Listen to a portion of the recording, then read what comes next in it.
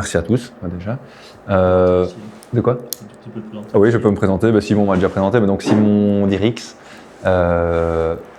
Donc je coordonne l'ASBL Greenotech. Donc j'y travaille depuis à peu près 8 ans et ça fait 3 ans que je suis à la coordination. Moi, je ne suis pas agriculteur, je n'ai pas de famille non plus, je suis agronome et je me suis retrouvé passionné par hasard par l'agriculture. Voilà, et donc on a développé, et je vais présenter aussi Greenotech, mais donc on a Greenotech qui est un groupement qui a été développé par des agriculteurs il y a une vingtaine d'années, fin des années 90, enfin même une grosse vingtaine d'années, de base par des problèmes d'érosion et de qualité des sols.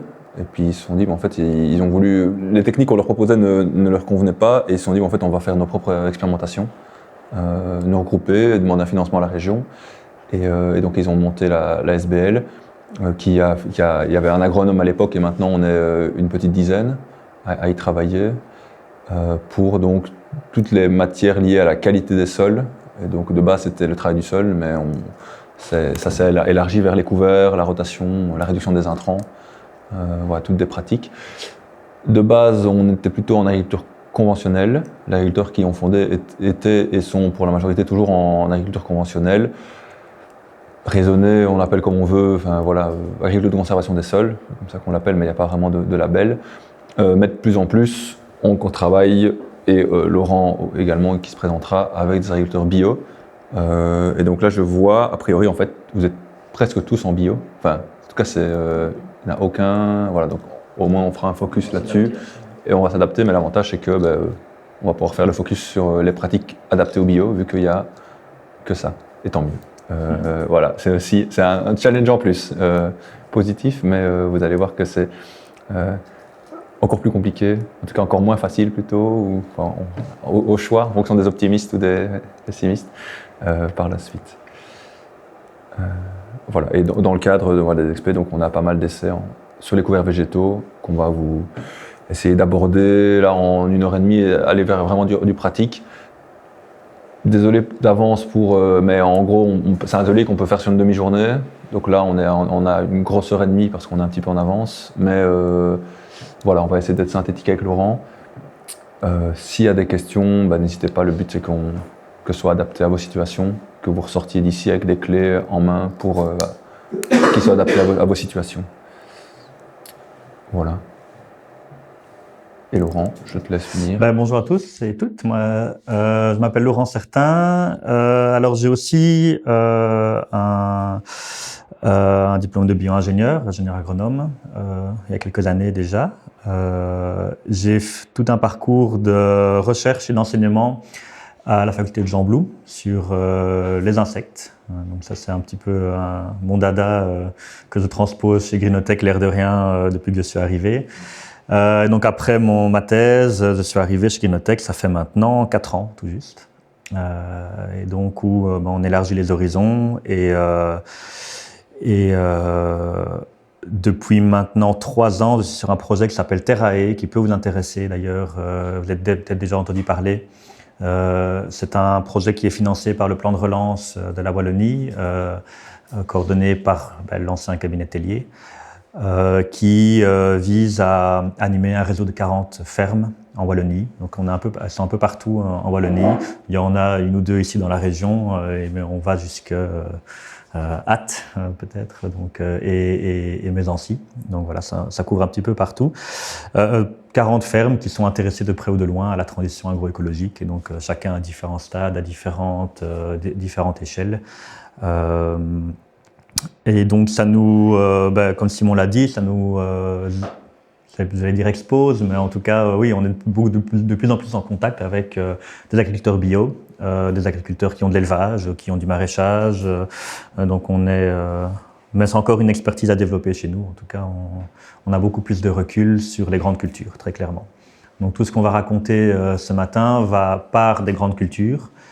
Ce qu'on peut vous dire aussi, c'est que les concepts qu'on va vous présenter sont tout à fait transposables à d'autres systèmes. Donc c'est la couverture des sols, c'est un enjeu pour l'élevage, c'est un enjeu pour le maraîchage, pour pour les cultures permanentes également. Donc voilà, j'espère que vous en retirez tous et toutes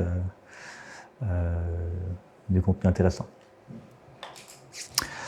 Le programme de cette heure et demie, on va assez brièvement vous présenter quand même un petit point de la législation, parce qu'il y a quand même toute une série de normes ou de contraintes, mais aussi d'impulsions qui sont données par les politiques régionales ou européennes. Et puis on embrayera assez rapidement sur qu'est-ce que c'est les couverts, pourquoi implanter des couverts d'interculture et l'intérêt de faire des couverts diversifiés. On arrivera assez rapidement sur les techniques proprement dites, voilà, vraiment pour parcourir de A à Z comment ça se passe et jusqu'où et comment on gère ces couverts. Et l'idée, c'est qu'on finisse cette séance par un atelier où vous allez intervenir un maximum et on va réfléchir ensemble comment concevoir les couverts, comment concevoir vos couverts adaptés à vos situations. Et c'est là qu'on va essayer de s'adapter au mieux à ce qui vous intéresse. Ça vous va comme programme? Ouais, top. Oui. Tout ce qu'on va voir, là, on y aura accès par... Oui, tout est enregistré hein, donc ce sera filmé, tout ça, donc vous pouvez revoir. Comme Simon l'a dit, ce qu'on va présenter en 1 heure, 1 heure et demie, on pourrait le faire pendant 3 heures. Donc, il ne faut pas hésiter à revenir nous voir si besoin. Et puis, on est toujours disponible par téléphone ou se recontacter ou se revoir pour aller plus en profondeur pour des cas un peu plus particuliers, quoi. Mais oui, je pense que vous aurez d'office accès au PowerPoint et à la vidéo aussi. Le PowerPoint est assez peu fourni en texte pour aussi permettre l'adaptation par rapport au public. Je pense qu'on a bien fait. Mais donc voilà, c'est pour ça que la vidéo, à mon avis, sera plus intéressante de la revoir. Au cas où, on pourra switcher sur celle-là. Ouais. Alors, la législation, accrochez-vous. Parce que c'est pas hyper facile. Vous êtes plus ou moins familier avec vous avez déjà fait une déclaration PAC ou plus ou moins bon en gros voilà. En résumé, il y a même si vous ne demandez pas de prime, vous avez des obligations légales, entre autres le PGDA, plan de gestion durable de l'azote, s'impose à tous les gestionnaires de terre quels qu'ils soient. Donc ça, c'est ce qui vous oblige à mettre des couverts d'interculture qu'on appelle SIPAN dans ce cas-là, qui vont en fait avoir un rôle de piège à nitrate. Voilà, et qui est une bonne chose en absolu, mais voilà, la législation vous pousse à couvrir vos sols. Donc dans tous les cas, vous êtes obligé de couvrir vos sols à partir du moment où vous avez une culture d'hiver, mais moissonnée en été, donc style céréales, suivie d'une culture de printemps. Voilà, là vous êtes obligé de couvrir vos sols. Vous êtes obligé de les couvrir, de semer normalement avant le 15 septembre. Il y a eu une dérogation pour ceux qui ont suivi un peu l'actualité jusqu'au 30 septembre à cause des conditions météo. Et vous pouvez détruire le couvert. Donc c'est la deuxième ligne en fait, je suis ici. Vous pouvez détruire le couvert, je vais me mettre là, au 15 novembre. Voilà, donc en gros vous avez une obligation légale de couverture de 2 mois dans ce cas-là. C'est le strict minimum. Vraiment, on est sur vraiment la base de la base. C'est vraiment pour limiter les dégâts plutôt que pour améliorer, quoi. Je vais assez vite, mais si vous voulez aller plus loin, vous allez voir, vous tapez sur un moteur de recherche PGDA 4, donc plan de gestion durable de l'azote, c'est la 4e version, et vous aurez toutes les spécificités, il y a plein de petits détails, mais je vous invite à le lire au moins une fois, c'est intéressant pour voir un peu les normes qui s'imposent à vous. Il y a les normes d'épandage pour ceux qui utilisent la matière organique, il y a tous des aspects liés à les risques érosifs et des choses comme ça. Dans ce cas-là, et j'y reviendrai, donc il y a des obligations de date de semis qui a priori vont sauter. En tout cas, la nouvelle ministre a l'air d'être je suis favorable sur ce point-là, anti-agriculture de date. Et donc a priori ça c'est le genre de truc qui va sauter. C'est globalement une bonne chose parce que ça fait 4 ans que cette date-là, il y a des dérogations chaque année. À partir du moment où il y a des dérogations tous les ans, c'est que la date est mauvaise. Donc ça va sauter. Vous êtes obligé également de couvrir, si vous épandez des matières organiques, si vous êtes en bio, a priori ce sera le cas. Donc en fait, à partir du moment où vous mettez du fumier, vous êtes obligé de couvrir. Si vous êtes en bio, a priori ce sera le cas. Donc ça va sauter. Vous êtes obligé également de couvrir si vous épandez des matières organiques. Si vous épandez des matières organiques, si vous êtes en bio, a priori ce sera le cas. Donc en fait, à partir du moment où vous mettez du fumier, il y a un risque de lessivage des nitrates et donc il faut couvrir le sol. Et également, si vous avez un précédent légumineuse, style pois de conserverie, févrole, haricots, des choses comme ça, vous êtes obligé également de couvrir les sols, même si c'est une céréale après, parce que là, il y a aussi un risque de lessivage des nitrates.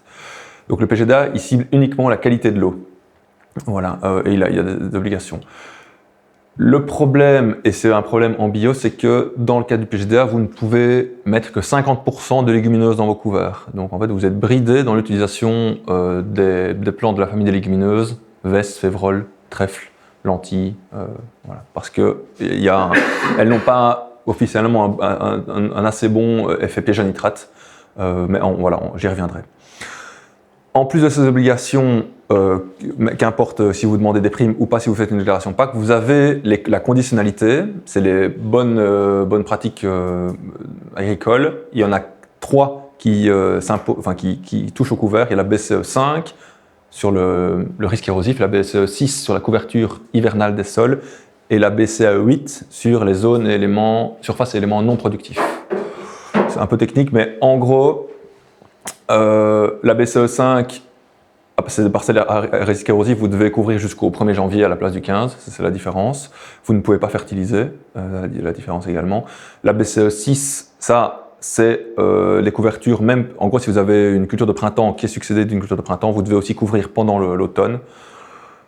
Mais c'est des couvertures, généralement celle-là est moins contraignante que celle-là. Et la BCE 8, là, c'est le maillage, en gros, il faut laisser son sol 3 mois couvert, en résumé. C'est un très aperçu. Ce qu'il faut retenir, c'est que les législations se superposent et c'est la plus contraignante qui prend le pas sur toutes les autres. Voilà. Donc, ça, c'est à retenir que même si vous vous engagez dans la BCE, enfin, vous mettez des couverts pour la BCE 8, vous devez les garder au moins 3 mois, même si vous êtes avant ou après le 15 novembre. C'est cette législation-là qui prend le pas sur les suivantes. Pareil pour les fertilisations, pareil pour les désherbages. Voilà, en très résumé. Et de toute manière, en bio, ça ne vous concerne pas, mais la fertilisation minérale est interdite et l'utilisation de produits phyto également. Mais donc ça, c'est pas un problème. Ça, c'est les obligations. En plus de ça, il y a, tu peux y aller, oui, ouais, ça va être d'abord effectivement le PGDA, mais donc ça vous y reviendrez. L'ancien PGDA c'était 50% en dose de semis, donc les légumineuses sont bridées dans l'utilisation des couverts. Avant c'était 50% en dose de semis, vous semiez 50 kg hectare d'un mélange de couverts, vous ne pouviez mettre que 25 kg par hectare de légumineuses, qu'importe le PMG, qu'importe l'espèce. Ça n'avait pas beaucoup de sens parce qu'en fait, une graine de trèfle ou une graine de févrole, ça n'a rien à voir. Et donc, mettre 25 kg de trèfle ou 25 kg de févrole, ça n'a pas de sens. On a poussé, nous, pour juste pas légumineuses pures, voilà, simplifié. C'est pas ça qui est sorti, c'est un truc hyper complexe où, en gros, vous ne pouvez pas mettre plus de 50% de la dose pure de légumineuses. Donc, par exemple, on a la févrole, qui est une légumineuse, 235 kg en pur, vous ne pouvez mettre que maximum 117,5 kg de févrole à l'hectare, c'est-à-dire 50% de la dose en pur dans votre mélange. Voilà. Et alors, si vous mettez en plus un trèfle de la févrole, ce sera la somme des pourcentages de dose pure, d'où le petit calcul ici. Voilà, hein, comment faire simple comment faire compliqué quand on peut faire simple. Et la proportion des non-légumineuses doit être au-dessus de 50% de leur dose pure. Donc, voilà. Voilà, donc... Mais alors, c'est quand même important parce que c'est une adaptation, mais en bio, c'est un réel enjeu de maximiser les légumineuses dans les systèmes. Mettre les légumineuses dans les couverts, c'est un réel levier. Donc, il faut vraiment, c'est tout intérêt en bio à aller chercher, d'approcher ces 50% pour être dans les clous du PGDA, tout en favorisant l'apport d'azote dans les sols, quoi. Le petit calcul est bien fait, mais en gros, trèfle incarnat, veste velue, ce sont des légumineuses. On est à les doses en densité pure 25 et 35 kg, densité semée 5,5 kg est égale à 0,22, donc 22%, donc de trèfle incarnat. 28% de la dose pure de veste velue, 22 plus 28, on est à 50%. C'est la somme des proportions de dose pure. Pareil pour les moutardes blanches, ils ont fait également le ratio et donc on est au-dessus. Donc ce couvert-là, avec ces densités-là, est correct. Alors qu'en fait, on a 15,5 kg de légumineuses et 5 kg de non-légumineuses, en réel. Mais en final, il est bon. Je suis enregistré, dommage, mais je le dis quand même. Le moyen... Voilà, on coupera au montage. Le moyen, pour vous, en fait, les légumineuses, les semences de légumineuses coûtent plus cher, globalement, les vesses, les févroles, ça coûte assez cher par rapport à une moutarde, de l'avoine. Mais le retour sur investissement, on ne parle pas de la même chose. Donc on va plutôt voir ça comme un investissement. Les couverts, c'est un investissement. Même si ça coûte parfois plus de 100 € à l'hectare de couverts, ça peut vous ramener beaucoup plus, d'autant plus que vous êtes en bio et que l'azote est généralement un élément limitant dans votre système. Et les légumineuses vraiment permettent d'enrichir le sol en azote. L'effet engrais vert, on appelle ça. Et donc le moyen pour s'affranchir de ça, c'est de cultiver soi-même certaines légumineuses, style la févrole, les pois fourragers, les vesses, en gros les légumineuses à grosses graines, peuvent être cultivées et consommées. Et donc en fait on peut vraiment augmenter les doses de légumineuses dans les couverts parce que c'est une autoproduction, ça coûte moins cher et il n'y a pas de justificatif à avoir. Voilà, on peut avoir, alors que quand vous achetez, il y a des traçabilités dans vos couverts. Voilà. En plus de ça, la nouvelle PAC, donc ça c'était l'obligation, la nouvelle PAC encourage la couverture longue des sols. Et ça c'est l'éco-régime, il y en a 5 des éco-régimes, il y en a un qui est sur la couverture longue des sols et qui vous encourage donc à couvrir votre sol jusqu'au 15 février et qui en fonction des seuils, vous l'avez déjà entendu parler de cet éco-régime? Oui. Il y en a certains qui le découvrent? Non? À peu près? Oui, j'ai entendu parler. Ok. Donc, en gros, vous allez pouvoir toucher une prime sur l'ensemble de votre surface agricole utile de 15, 30 à 45 € de l'hectare si vous arrivez à couvrir respectivement 70, 80 ou 90% de la surface pendant l'hiver. Couverture, c'est-à-dire on va accumuler les cultures d'hiver, blé, colza, enfin céréales, colza, les prairies permanentes et temporaires et les couverts. Et donc on fait la somme de toutes ces surfaces. Et si on atteint respectivement les 3 seuils, on pourra toucher ces sommes-là sur l'ensemble de la surface. Ça peut faire un petit montant. 45 €, ça vous paye la moitié de votre couvert, quoi. Voilà. Donc ça peut être, voilà, si on atteint des seuils comme ça peut être intéressant. Donc les couverts ne sont qu'une partie. Dans les systèmes bio, il y a généralement, vous êtes déjà, à mon avis, à au moins 50% de couverture grâce aux cultures d'hiver. Et donc, pour atteindre le premier seuil, il n'y a vraiment pas grand-chose à faire. Donc, je vous encourage à l'avoir. Le problème de ça, c'est qu'on n'arrive donc pas de destruction avant le 15 février, c'est-à-dire pas de labour d'hiver. Alors, au niveau agroécologique, on va dire tant mieux. Au niveau pratique, c'est un peu plus compliqué. Voilà, il y a certains moments pour des gestions d'enherbement, des repousses de céréales, ça va être un peu plus compliqué et donc on va y venir, mais il faudra arriver avec des travaux superficiels au printemps pour détruire ça par la suite. Donc vous n'êtes pas obligé de vous engager dans cet éco-régime, c'est à l'année, vous décidez. Les autres législations, vous êtes obligé de les respecter, celle-là non. Et alors il y a toujours des seuils, comme Laurent, si tu remets la 2 dias avant. Parce que bon, une culture fruitière est considérée comme une culture permanente. Ouais. Il n'y a pas de souci, sauf en cas d'achat. Ouais, et de renouvellement. En gros, en général, si vous êtes en dessous de 10% de renouvellement de la surface totale, c'est OK. Il y a toujours en général, la BC8 par exemple, c'est 80% de la SAU. Donc ça veut dire que vous pouvez avoir 20% qui reste nu, le sol reste nu, et ça ne pose pas de problème. Voilà, c'est pour avoir un peu de souplesse quand même, un peu de polyvalence, parce que parfois il y a des moments où c'est impossible de couvrir. Parce que les conditions météo ne le permettent pas ou d'autres raisons. Donc il n'y a pas de problème. En général, si vous êtes en dessous de 10%, là c'est déjà en dessous de 20%, là il faudrait, mais en général c'est 10% de la surface. Total. Déclaré. Dans le temps, parce que c'est vrai qu'on n'arrache que tous les 20 ans, hein, pas. Non, c'est à l'année. Donc malheureusement, si vous arrachez tout d'un coup, là vous allez avoir un problème. Bien que. Ou alors il faut attendre février pour arracher. Ces législations ne s'appliquent pas parce qu'on pose la question aux parcelles. Ça, c'est pour les grandes cultures, le PGDA. Pour l'arboriculture, à vrai dire, j'en sais rien. À mon avis, vous êtes hors dans une autre case. Donc, il n'y a pas de.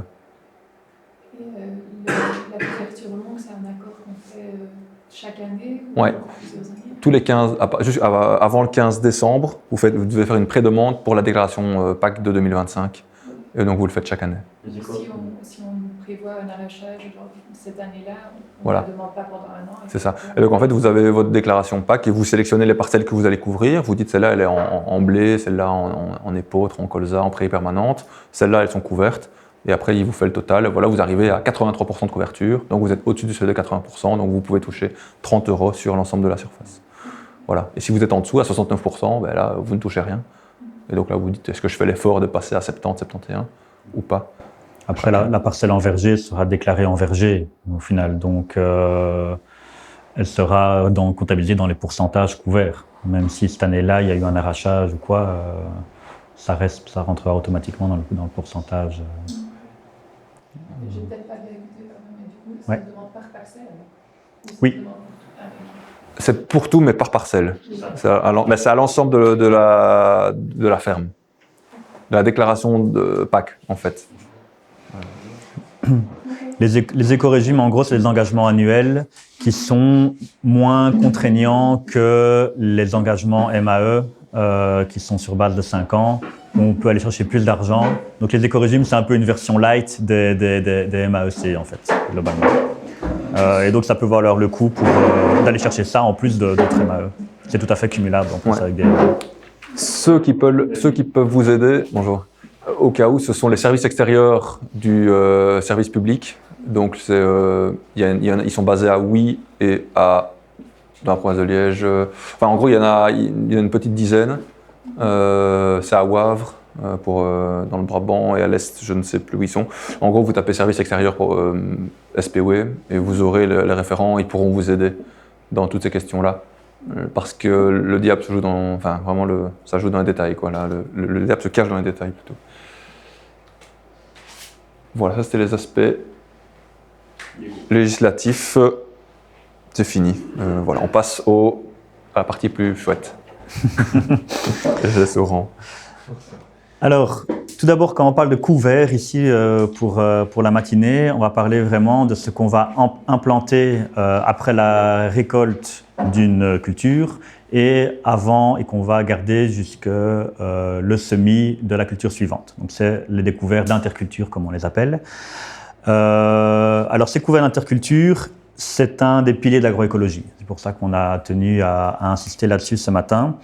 Alors, pourquoi concrètement? Alors, quand on parle d'agroécologie, souvent, tout part du sol, de la préservation de la qualité des sols, de la santé des sols. On peut employer différents termes. Mais donc, c'est souvent le point de focus de toute transition agroécologique, ce sont les sols.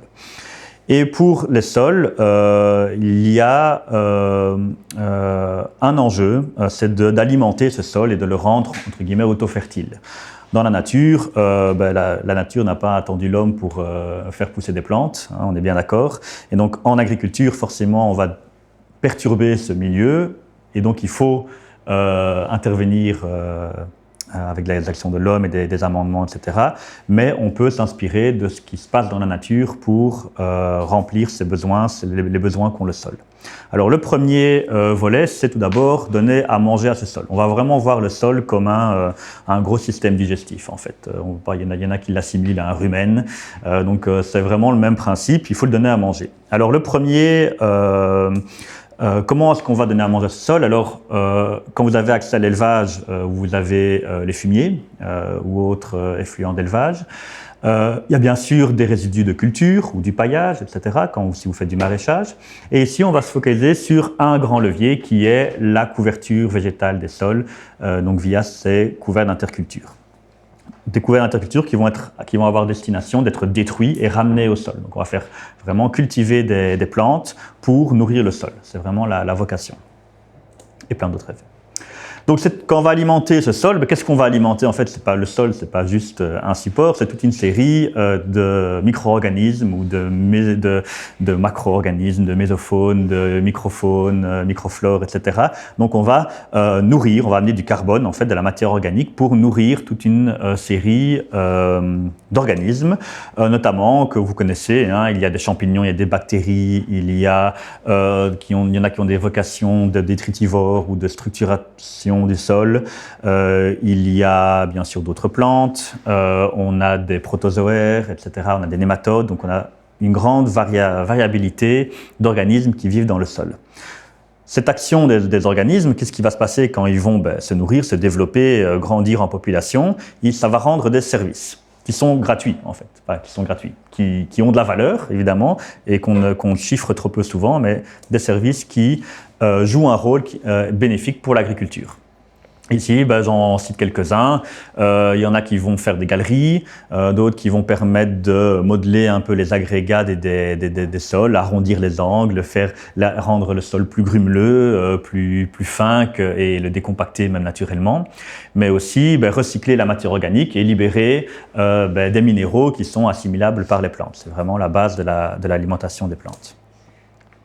Quand on a vraiment boosté ce système avec une activité biologique du sol qui est bien intense, qui rend tous ces services, il y a des arrière-effets bénéfiques pour les plantes, pour les cultures, non pas que pour les cultures évidemment, mais pour tout ce qui pousse sur ce sol, et qui peuvent permettre d'améliorer sa santé.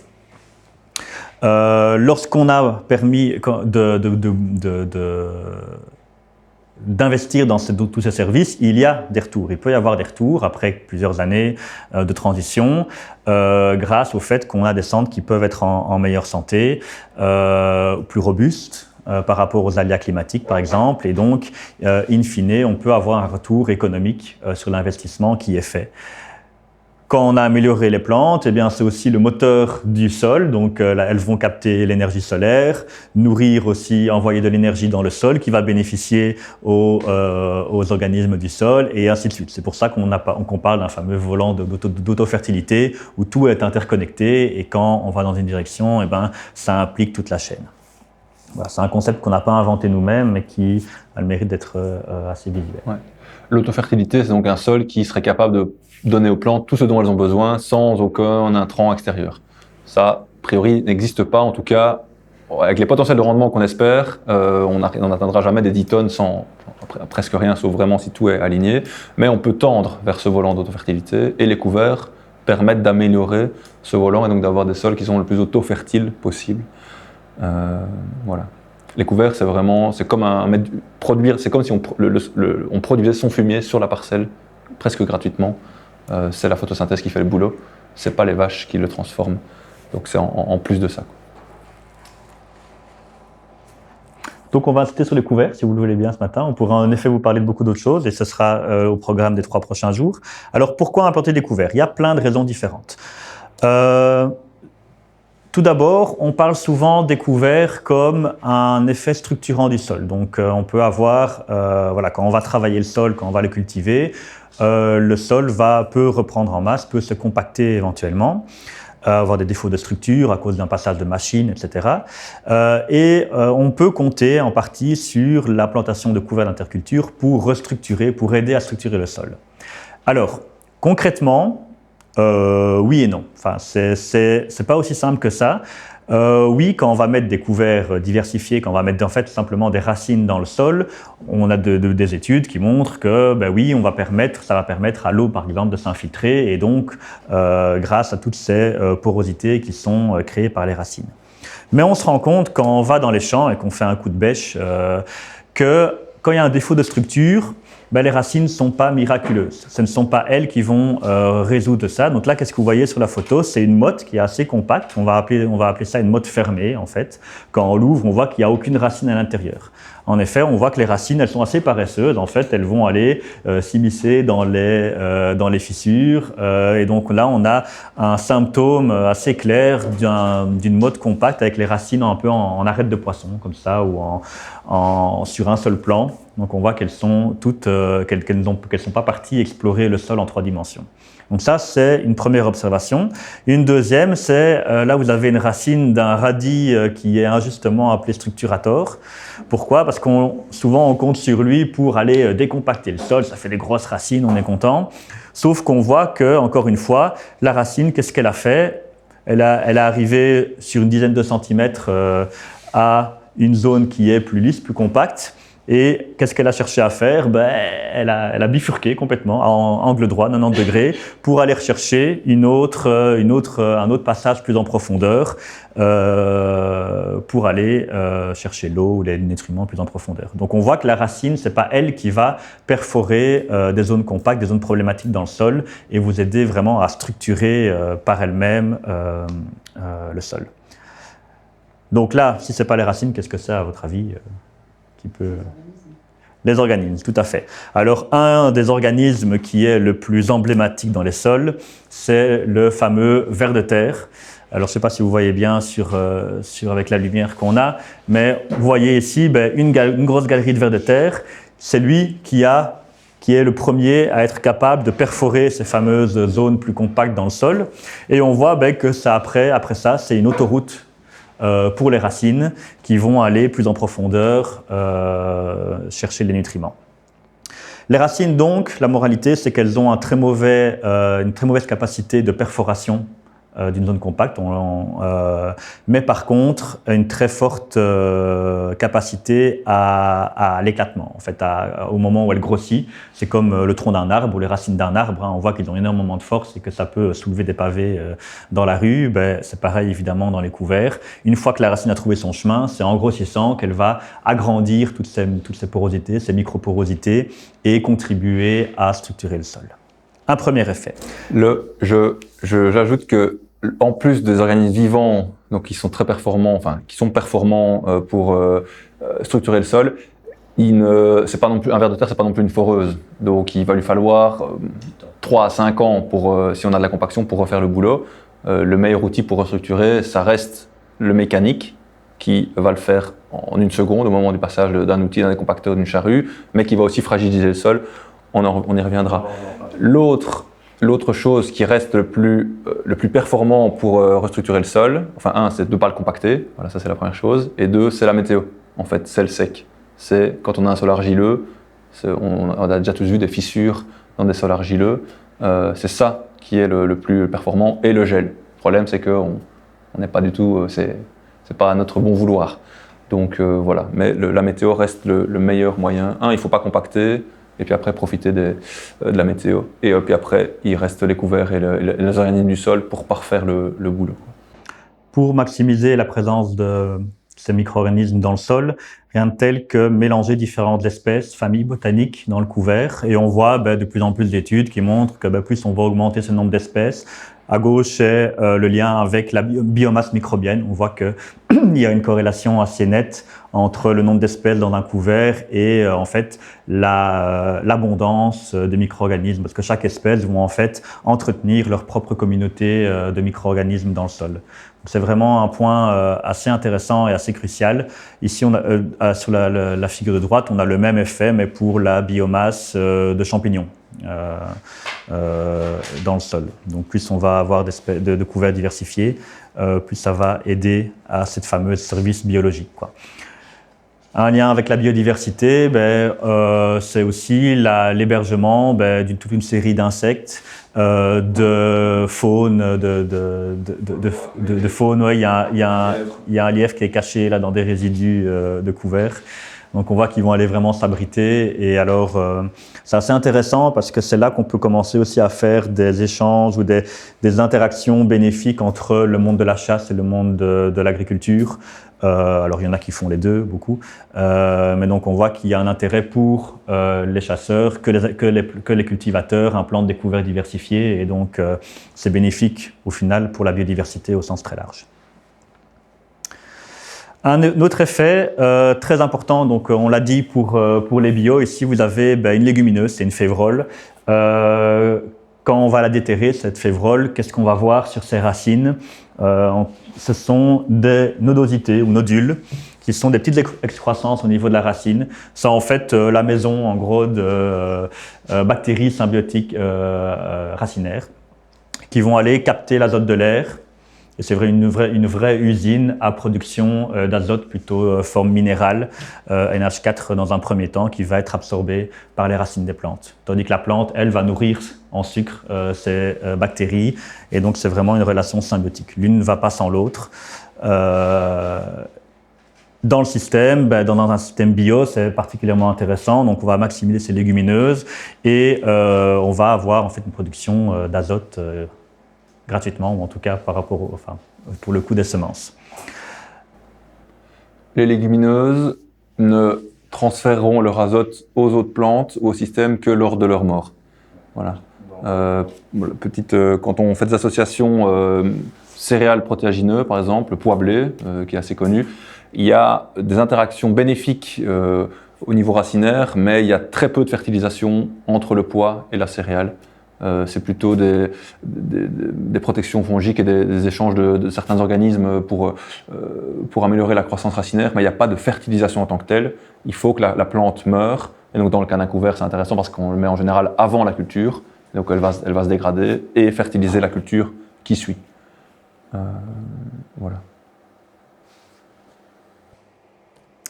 Un autre enjeu découvert, alors là on va vraiment parler grande culture pour cette dia-là. On aime beaucoup la montrer parce que c'est un grand enjeu en agriculture wallonne, c'est l'appauvrissement des sols en matière organique, en humus en fait. Alors en bio avec des systèmes polyculture élevage et des cultures parfois plus céréalières, etc. On a peut-être un peu moins le problème, mais on voit que dans toute la région limoneuse de la Wallonie, les taux de matière organique sont vraiment au plus bas. Et donc on en parle de plus en plus. On va mettre du carbone dans les sols, alors pas juste pour les certificats carbone et les bilans des entreprises qui vont les financer, mais pour des enjeux vraiment agronomiques. Le carbone dans les sols est la base d'un système qui tient la route. Et en fait, ici, je vous montre un graphique qui s'appelle un bilan humique. En fait, on va en gros estimer, c'est une estimation pour un titre d'exemple. La ligne rouge ici correspond à ce qu'un sol va perdre en carbone organique tous les ans par hectare. Donc en gros, c'est normal. Il y a plein de micro-organismes qui digèrent la matière organique des sols, qui va respirer et l'envoyer dans l'atmosphère sous forme de CO2. C'est tout à fait naturel comme système. Et c'est bénéfique parce que ça minéralise et ça libère des éléments nutritifs. C'est la minéralisation, en fait. Oui, c'est la minéralisation. Sans la minéralisation, il n'y a juste pas de plante, quoi. Donc tout va bien.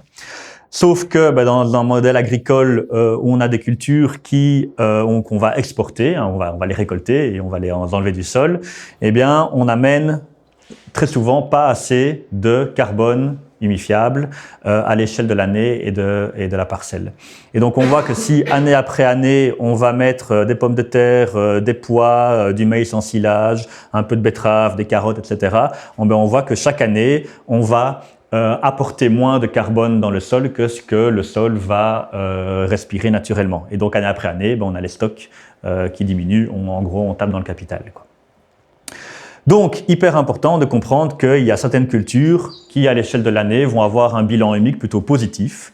Et donc, dans une volonté d'augmenter, de restaurer des teneurs en matière organique acceptables dans les sols, c'est important de miser sur le fait que, un colza, on va juste prendre la graine, tous les résidus du colza vont être amenés au sol. Et donc, on va pouvoir, à l'échelle de l'année, être complètement positif dans le bilan humique. D'autres cultures comme des maïs, on va récolter que le grain, ou des blés dont on va restituer les pailles. Là, dans le graphique, on n'a pas les fumiers, mais bien sûr que si on est en dessous de la ligne et qu'on ramène du fumier, ça va contribuer à avoir un bilan humique positif. Mais surtout, ce qu'on voulait montrer, c'est que un couvert plutôt médiocre de 2 tonnes qui peut amener 2 tonnes de matière sèche à l'hectare, par exemple ici une moutarde, même quand on met une betterave et qui a un bilan humique plutôt négatif, le couvert qui vient avant la betterave va permettre de restaurer en fait ce bilan humique. Donc les couverts sont un vrai levier dans les assolements classiques de Wallonie, sont un levier incontournable en fait pour ce bilan. Une prairie, là c'est pas marqué parce que c'est un graphique qui est sur les grandes cultures, mais une prairie temporaire, ou même permanente, on est aux alentours de 3000, 3 tonnes par année, avec un plafond. Petite précision. Donc, comme Laurent l'a dit, stocker pour stocker, ça n'a pas d'intérêt. Enfin, si vous arrivez à valoriser des certificats carbone, tant mieux pour vous, c'est un revenu en plus. Mais le stockage, c'est un équilibre. Donc, en fait, on va d'abord un sol pauvre, on va augmenter la teneur, le stock, et puis ça va se stabiliser à un moment. Et donc, on peut peut-être stocker pendant 20-30 ans, mais après, à un moment, on arrivera à un équilibre, et dans l'absolu, tant mieux. Voilà, donc en gros des prairies historiques, techniquement il y a un stock énorme, mais on n'augmente plus la teneur dans les prairies. Donc en fait, mais alors le problème c'est que quand on les détruit, là on relibère énormément. Donc c'est plus vraiment des puits, c'est plutôt des stocks. Voilà, c'est plutôt la différence. Mais en général, la plupart des terres de culture sont en déficit, et donc on a une belle marge de manœuvre pour encore arriver à ce plafond de teneur en matière organique. Et les prairies temporaires sont... Le stock reste à quelle profondeur? Est-ce qu'il descend, ou il reste à quelques dizaines de centimètres? C'est maximum sur 1 mètre. Avec un avis, 50% doit être à mon avis à moins de 30 cm. Dans les cultures comme ici. Ouais. Il y a un gradient. On va Donc, dire que ça descend et que ça fasse du pétrole pour Oui, peut-être dans 20 millions d'années, mais voilà, pas dans 20 ans, quoi, ou même dans 100 ans. c'est un cycle, hein, donc au final, c'est minéralisé et puis les minéraux sont disponibles pour les plantes, donc il n'y a pas vraiment beaucoup de temps pour que le carbone descende en profondeur. C'est fait pour être le carbone, la matière organique est faite pour rester en surface en fait, dans les horizons de surface pour alimenter toute cette machine qu'est le sol.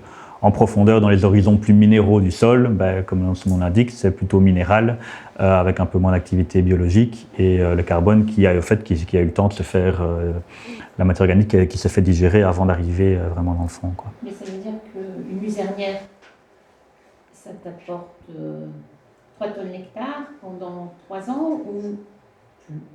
C'est quand même un peu stocké. Oui, mais alors...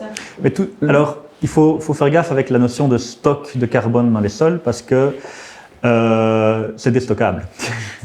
c'est très fragile en fait. Et donc, plus on est bas, plus on peut augmenter la teneur en matière organique rapidement, mais plus on est haut, plus on est susceptible de la perdre rapidement aussi. Donc, il faut vraiment faire gaffe avec cette notion de stockage de carbone dans les sols, parce que c'est des grands discours aussi qu'on entend que l'agriculture va sauver le monde et le changement climatique. C'est pas vrai. Ça peut faire effet de tampon, ça peut ralentir les flux et oui, mettre du carbone provisoirement dans les sols, mais il faut bien faire gaffe que c'est tout à fait réversible, quoi. Ou alors c'est des beaucoup plus longues périodes de temps où vraiment là on va parler de carbone stable, mais il faut beaucoup plus de temps pour qu'il devienne vraiment stable, quoi. Ouais. Tu as toujours un rapport carbone-azote aussi. Oui, ça oui, c'est un autre... Pour stocker du carbone, il faut de l'azote, hein. C'est ça. Donc, L'humus, qui est en fait, ça n'existe pas vraiment, mais donc c'est un ensemble de matières dégradées, voilà, les matières organiques stables, ont un rapport carbone-azote de 10 à peu près. Donc pour stocker 1 tonne de carbone, il faut 100 kg d'azote. Donc il y a un moment, oui, on immobilise. On immobilise également de l'azote qui a un coût. Voilà. Et donc c'est pour ça qu'il faut aussi mettre des légumineuses. Si on a des systèmes déficitaires en azote, on ne pourra jamais aussi stocker de carbone. Ouais. Alors une illustration de pourquoi tout ça est important, notamment le carbone dans les sols. Alors quand on va dans les foires agricoles, autres événements, on peut couper le son, ça ne sert à rien, à destination d'agriculteurs ou de grand public, c'est de montrer qu'est-ce que c'est en fait un sol qui est en bon état, qui a été nourri, qui a été couvert le plus longtemps possible, qui est plus riche en matière organique. C'est la motte qu'on voit qui était plongée vraiment dans de l'eau, hein. Là, c'est des colonnes d'eau qui tient par rapport à l'eau. Et à gauche, c'est un sol qui est pauvre en matière organique, qui est resté nu pendant l'hiver, qui a subi un labour, un travail plus intensif du sol. Et on voit que dès qu'on la met dans l'eau, elle se pète complètement la gueule. À gauche, c'est ce qu'on voit quand il y a des coulées de boue, quand il y a des grosses pluies.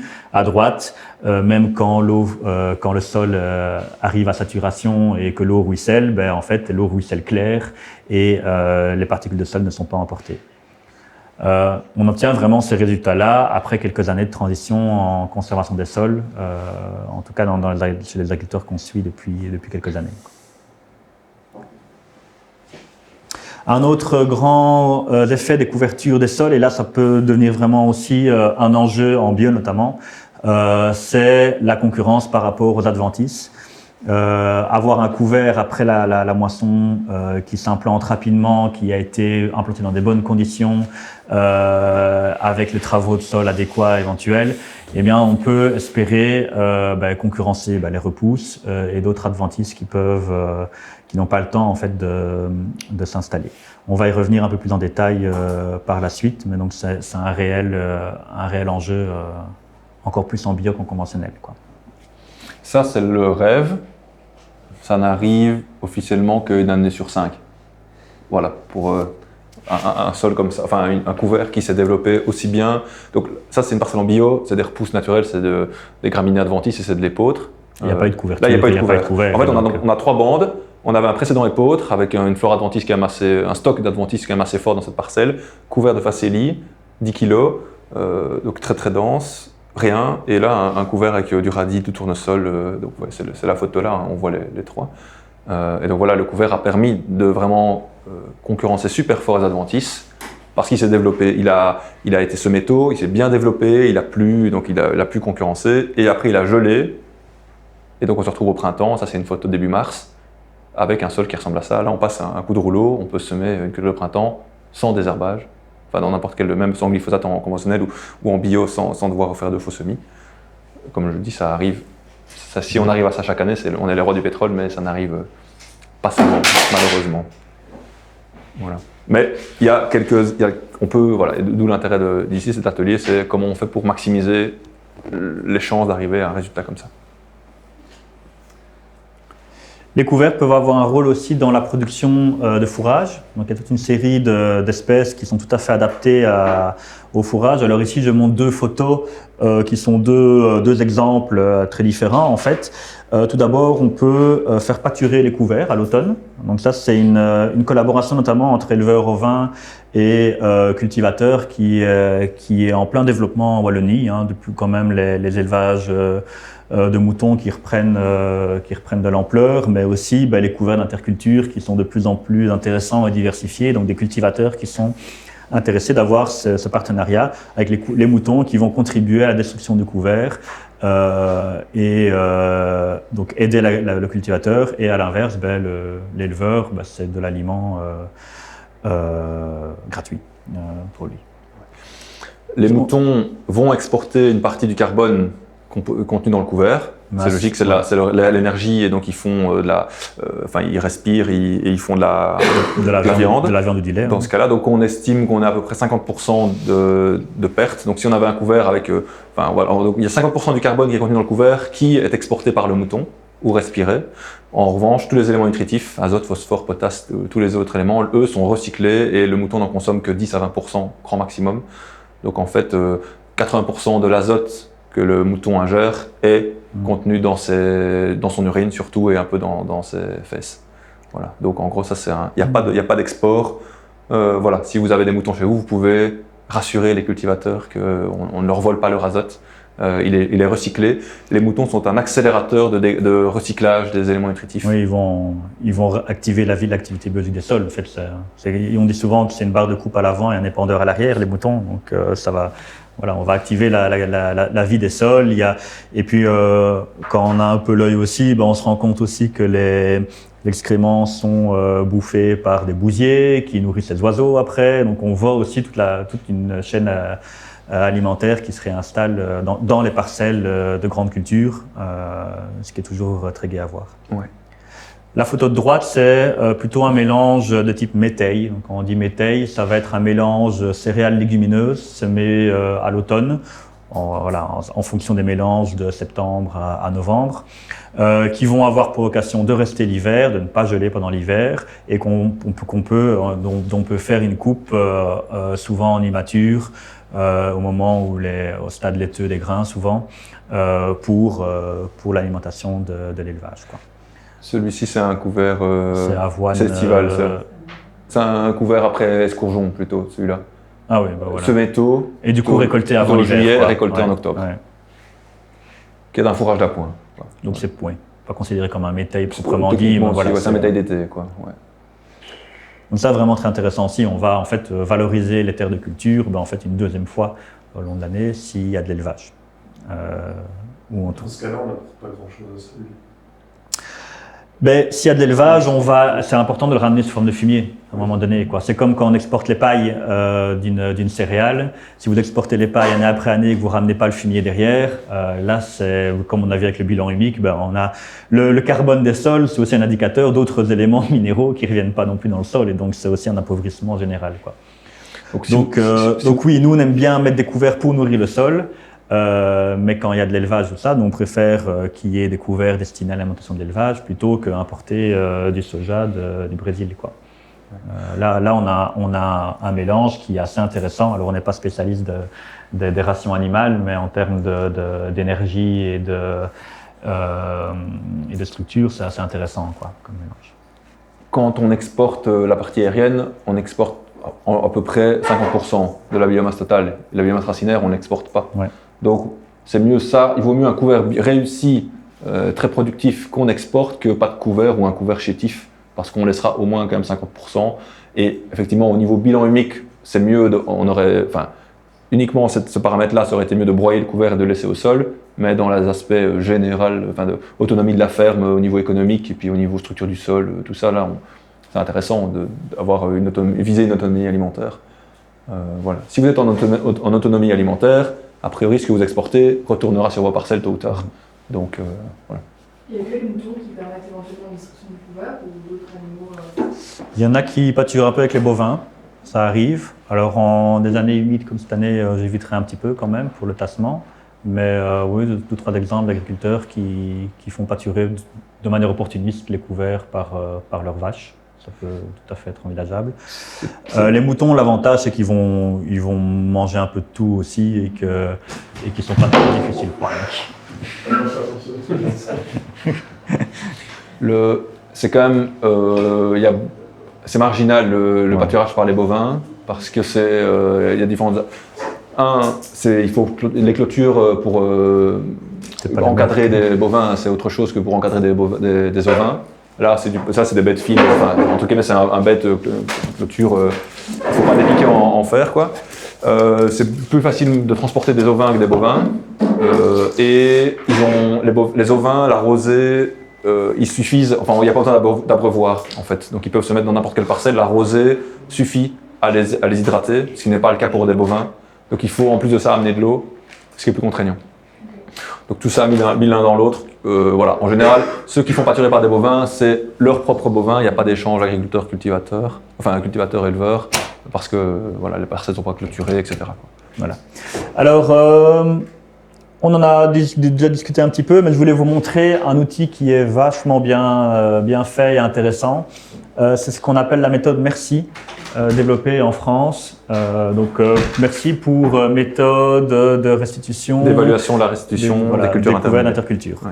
Ouais. Donc ça permet en fait en calculant, en mesurant la biomasse produite par les différentes espèces végétales du mélange, d'estimer ce que le couvert va rendre à la culture qui suit. Et avec une estimation aussi de la cinétique de relargage de ces éléments minéraux et principalement l'azote. Et donc vous pouvez encoder ces différentes biomasses. Donc en fait vous coupez sur 1 mètre carré la production aérienne d'un couvert et puis vous pesez ça en frais ou en sec, vous faites sécher. Et puis alors vous encodez ça dans le tableur. C'est gratuit, c'est en libre accès sur le site Méthode Merci. Et ils vont vous dire, voilà, en fait, ce couvert-là, par exemple, il va vous ramener, il va piéger 125 unités d'azote, il va vous en ramener 38 également par les légumineuses. Et alors, ce côté piégeage d'azote, c'est probablement le seul avantage des couverts que je n'ai pas cité, et pourtant c'est celui dont on parle le plus, c'est l'effet SIPAN. Donc culture intercalaire, piège à nitrate. Donc c'est comme ça, comme Simon vous l'a dit, que les couverts ont été démocratisés entre guillemets. C'est pour la législation sur le captage de l'azote pour éviter de polluer les nappes et les eaux de surface. Nous, on n'aime pas ce terme SIPAN, culture intercalaire, piège à nitrate, parce qu'il est très réducteur. Comme je vous l'ai montré, les couverts ont plein d'autres avantages dans un système, et réduire ces couverts à leur fonction de piège à nitrate, ben en fait, c'est très, très, très réducteur. Et avec cette réduction-là, ben, qu'est-ce qu'on fait? On met des moutardes pures, c'est le moins cher, c'est le plus efficace. De piège à nitrate, c'est une crucifère, elle adore l'azote. Et, mais on voit, mais voilà. Mais elle n'a pas tous les services connexes d'enrichissement du sol, en termes d'activité biologique, en termes de minéraux, en termes de biodiversité également au sens large, et de capacité de production de biomasse également. Ouais. En France, dans les projets de recherche, les couverts maintenant ils les appellent les CIMS, culture intermédiaire multiservices, pour en fait montrer que les couverts, c'est pas juste comme si on disait on plante une haie juste pour protéger les oiseaux. Non, en fait, il y a énormément d'autres avantages en érosion, carbone, biodiversité, production de fourrage. Voilà. Et les couverts, c'est exactement la même chose. Et le CIPAN se réduit à un seul effet, qui est peut-être important, qui est important, mais qui n'est pas du tout le plus important. Enfin voilà, il y a énormément d'autres effets. Voilà. Je reviens juste sur ce que Laurent disait. Le couvert, donc franchement, c'est assez intéressant pour se rendre compte de la valeur d'un couvert. Ça demande un peu de prise en main. Il faut faire quelques prélèvements, mais il est vraiment bien fait cet outil. Et juste ce que Laurent disait, c'est que le couvert a piégé 125 unités d'azote à l'hectare, ce qui est beaucoup, mais il n'en restitue qu'une petite quarantaine, ça veut dire un tiers. Un peu décevant, quoi. On aurait pu espérer qu'il en restitue presque tout. En fait, il faut voir le couvert, comme j'ai dit au tout début, comme un fumier. Quand vous mettez 30 tonnes de fumier sur une parcelle, en fait, le fumier, c'est 6 unités d'azote à la tonne. Donc ça veut dire que vous allez mettre 180 unités d'azote sur votre parcelle. Vous n'allez pas avoir 180 unités d'azote disponibles à l'année. En fait, il y en a une partie qui va être minéralisée la première année, la seconde année, 3 années, enfin voilà. Et donc on a année après année le volant d'autofertilité qui va augmenter. C'est pareil pour les couverts. Les 125 unités ne sont pas perdues. 40 vont être disponibles la première année, et puis après les autres vont être minéralisés les années suivantes. Et donc si chaque année vous mettez des couverts, vous mettez du fumier et d'autres éléments, des apports de matière organique, ça va finalement s'accumuler, et donc vous allez avoir année après année de plus en plus de relargage naturel d'azote, et au final vous allez pouvoir vraiment réduire fortement vos minéralisations, vos fertilisations grâce à ça. Et un couvert, alors là, c'est un couvert qui fait 5 tonnes de matière sèche, donc on est sur un beau couvert. Il est à 4 espèces avec du tournesol, la facélie, la vesse. C'est un couvert qui arrive à peu près là. Pour avoir un ordre d'idée, un couvert qui fait 1 tonne de matière sèche, c'est à peu près 25 à 30 cm de haut, à peu près. Donc un couvert qui fait 1 mètre, c'est à peu près 4 tonnes de matière sèche, pour avoir en ordre de grandeur, hein, bien sûr, en fonction de la composition, etc. 5 tonnes de matière sèche d'un couvert, ça va vous ramener 0,7 tonnes de carbone sable, donc 700 kg. Quand Laurent parlait que la minéralisation naturelle, c'était à peu près 900 kg, ça veut dire qu'un couvert comme ça vous équilibre presque, rien que le couvert, ça vous équilibre le bilan humique de votre parcelle. Vous pourriez avoir une pomme de terre, ça équilibre une pomme de terre grâce au couvert, ce qui est impossible. Voilà. Donc l'intérêt de réussir les couverts, c'est que ça va vraiment enrichir fortement votre sol en carbone, en plus de tous les autres éléments favorables. Mais concrètement, comment on fait? Ouais, voilà. Ça va être ça, le vif du sujet. On peut attaquer, oui, tu complètes. Alors, pour réussir un bon couvert et maximiser tous les avantages qu'on vient de parcourir ensemble, donc n'hésitez pas aussi à m'interrompre s'il y a des choses qui vous dépassent un peu ou au contraire que vous voulez creuser pour qu'on s'adapte vraiment à vos besoins. Mais ce qu'on va préconiser en tout cas chez GreenOTech, c'est de toujours observer l'état d'un sol bien avant même d'arriver à la moisson ou à la culture ou au semis des couverts. Donc ne jamais se balader dans une parcelle sans sa bêche, déjà une première chose. Alors ça paraît bête comme ça, mais c'est déjà un changement de paradigme de vraiment s'intéresser à ce qui se passe dans le sol et pas uniquement sur le sol. Vous avez ici 3 photos de 3 qualités structurales d'un sol, en gros, avec une bêchée. Du meilleur à gauche au moins bon à droite, ou en tout cas au moins bon sur l'horizon prélevé. Donc on va voir qu'un sol en bon état structural, c'est un sol qui est grumeleux, avec des mottes dans lesquelles on va trouver des racines qui sont plutôt de forme arrondie, qui témoignent d'une activité biologique intense dans tout l'horizon. Et on voit ici, par exemple, plus on va vers la droite, on va commencer à retrouver des zones plus compactes, des bords plus anguleux dans les mottes qu'on va prélever. On voit d'ailleurs la racine ici, je pense que c'est une facilie qu'on voit là au-dessus, je vois pas très bien. On voit la racine qui a fait ce fameux angle droit ici, et puis qui va essayer de chercher en profondeur un passage. Donc on va repérer ces zones de compaction éventuelles, voir un peu à quelle profondeur elles sont. Parfois ici c'est très bon au-dessus grâce au travail du sol pour l'implantation du couvert précédent, ou parfois c'est sur une zone compacte, sur un horizon plus profond, voire plus large. Donc ça c'est vraiment important de pouvoir reconnaître ces problématiques. Alors là encore une fois on pourrait en parler pendant longtemps, pendant toute une matinée, de ces diagnostics de qualité des sols. Donc c'est vraiment ce qu'on va essayer de faire. Idéalement, au printemps, avant la récolte.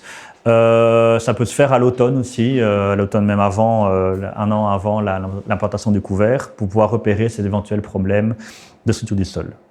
Toujours dans la vocation de réussir ces cultures.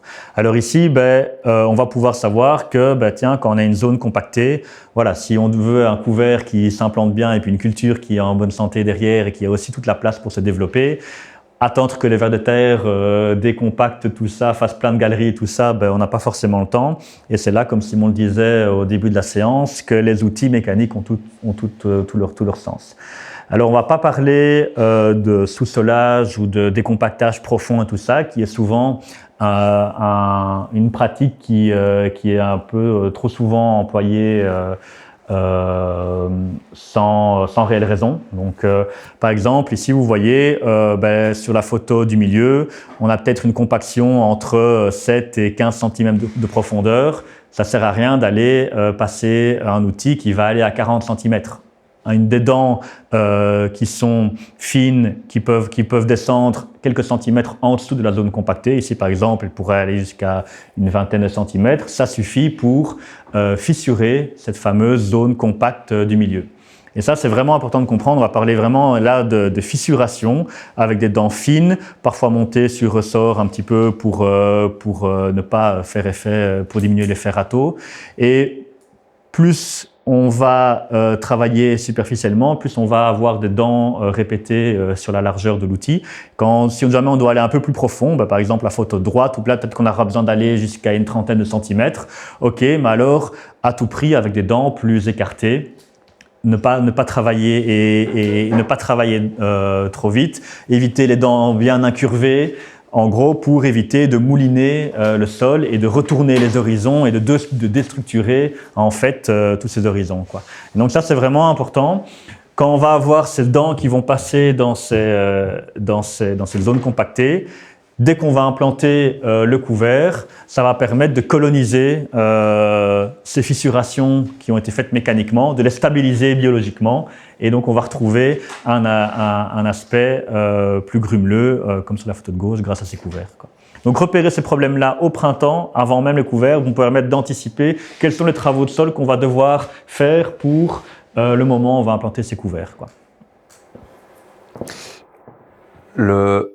La réflexion que Laurent disait, en gros, le meilleur moyen, la moyen plus durable de restructurer le sol, c'est de le laisser faire. Voilà, ce sera toujours mieux fait, plus stable, moins cher. Le problème, c'est que c'est plus lent. C'est vraiment ça. Et donc, en fait, ça ne coïncide pas avec les besoins des cultures annuelles qu'on met en place. Donc, la meilleure chose à faire, c'est donc éviter de compacter, comme on l'a dit, mais quand c'est compacté, on fait un diagnostic et alors on essaye de réagir. Et en gros, le boulot, ça ne va pas être de restructurer nous-mêmes, mais de faciliter le boulot du couvert pour que ce soit lui qui finisse le travail. Donc l'idée avec les deux outils ici qu'on a, vous voyez, ce sont des dents droites qui vont en fait juste fissurer le sol, le remonter, mais pas le mélanger. Donc on va créer des galeries pour par la suite semer un couvert qui va finir le boulot, et c'est en fait les racines et les micro-organismes qui vont finir le travail. Nous, on leur a juste facilité la tâche. Pourquoi il faut éviter d'avoir et de remuer en fait le sol, c'est que ça, Laurent l'a montré, on voit les deux mottes, les deux mottes qui dans le select test, il y en a une qui se dégradait super fort et l'autre pas. C'est que à court terme, le travail du sol, c'est comme un peu un château de sable. tant qu'il est, on vient de le faire, il tient bien, mais il est hyper fragile. Voilà. Et donc tout travail du sol fragilise le sol. À court terme, c'est très bien parce que ça va ameublir, décompacter, mais on va augmenter le risque érosif, augmenter le risque de compaction. Et donc on est dans un cercle vicieux où on travaille le sol, on le fragilise, s'il repleut, qu'on passe avec une machine, on va le recompacter, donc on doit le retravailler, donc on le fragilise, etc. Et donc si on peut s'affranchir de ce cercle vicieux et de laisser faire, donc éviter de compacter pour éviter de devoir retravailler, alors là c'est la meilleure chose à faire. Pourquoi est-ce qu'il faut avoir le moins de dents possible? C'est parce que donc, chaque outil va travailler, donc disons qu'on a un outil enfin ça c'est la largeur d'un outil, on a une dent ici, on a une dent là, elles vont travailler en fait comme ça. Oui, plus on a des dents rapprochées, si on a des dents comme ça, ben en fait on va travailler, les dents travaillent en V, donc les zones ici vont être travaillées, la zone ici va être préservée. Il est clair mon schéma? Ouais. Ok. Alors que si on a des dents tout le temps, ben en fait on va travailler partout. L'avantage de garder des zones ici non travaillées, c'est ce qu'on appelle en fait des zones de portance, où là justement, si on reroule sur une parcelle, eh ben en fait on va pas s'enfoncer jusque-là, parce qu'on a en fait ces zones où le sol est toujours stable et qui est en profondeur, alors que si on travaillait avec des dents, un outil avec beaucoup de dents ou un labour justement qui lui travaille sur l'entièreté du profil, on va compacter, enfin on va déstructurer le sol sur la profondeur de travail du sol, quoi. Donc c'est vraiment peu de dents pour justement faciliter le travail des racines. Et je ferai passer une photo, mais qui est pas mal. On va préserver les vers de terre. On va préserver les vers de terre aussi, effectivement. On va préserver les vers de terre et tous les organismes ici qui vont pouvoir, là ils vont être dérangés, mais qui vont pouvoir aller recoloniser horizontalement, effectivement, le sol. Quand il y a de l'érosion et quand il y a de la compaction, en général, on s'enfonce ou ça s'érode jusqu'à la profondeur qui est travaillée. Et là, je vous montre comme ça, une photo vaut mieux qu'un petit discours. Vous pourrez faire passer. Ça, c'est une coulée de boue. Et en fait, on retrouve exactement ça, c'est donc. En fait, ça a été travaillé avec cet outil-là. C'est un Actisol, pour ne pas le citer, mais c'est une marque qui est assez connue en labour. Et donc, en fait, ce qu'on voit, c'est que la ravine, il y a une ravine, et en fait, l'eau s'est érodée uniquement dans la partie qui avait été travaillée, et on retrouve bien toutes les dents. Je ne sais pas si vous voyez, pour ceux qui ont vu la photo. Donc là, c'est vraiment l'exemple de ce que je montre là. Si on ne veut pas fragiliser, il ne faut pas travailler le sol, quoi. C'est vraiment ça la chose à faire. D'un point de vue structure. Après, parfois, on travaille le sol pour désherber. Et ça, c'est un autre enjeu qu'on abordera un petit peu ici. Mais là, on parle uniquement structure du sol. Donc, le moins, le mieux. Ça, c'est à retenir. Ça coûte moins cher et ça fait moins de dégâts. Alors, déchômage, comme son nom l'indique, c'est pour enlever les chaumes. Le déchômage, officiellement, c'est moins de 5 cm du sol. Le but, c'est juste enfouir les résidus à la surface du sol et idéalement aussi peut-être faire germer certaines adventices. Donc, même un déchômage, si vous voulez faire germer, si votre but c'est de faire, en général on fait un déchômage et un faux semis en même temps, c'est pour faire germer donc les repousses de céréales, allez travailler à 15 cm, les repousses de céréales que vous allez enfouir à 15 cm, elles ne vont pas germer, ça ne sert à rien. Donc en fait on va gratter vraiment juste la surface du sol pour enracher les résidus, pour faire germer, et donc on est à 3-4 cm. Le déchômage n'a pas vocation à restructurer le sol, il a vocation à enfouir la matière organique et faire germer.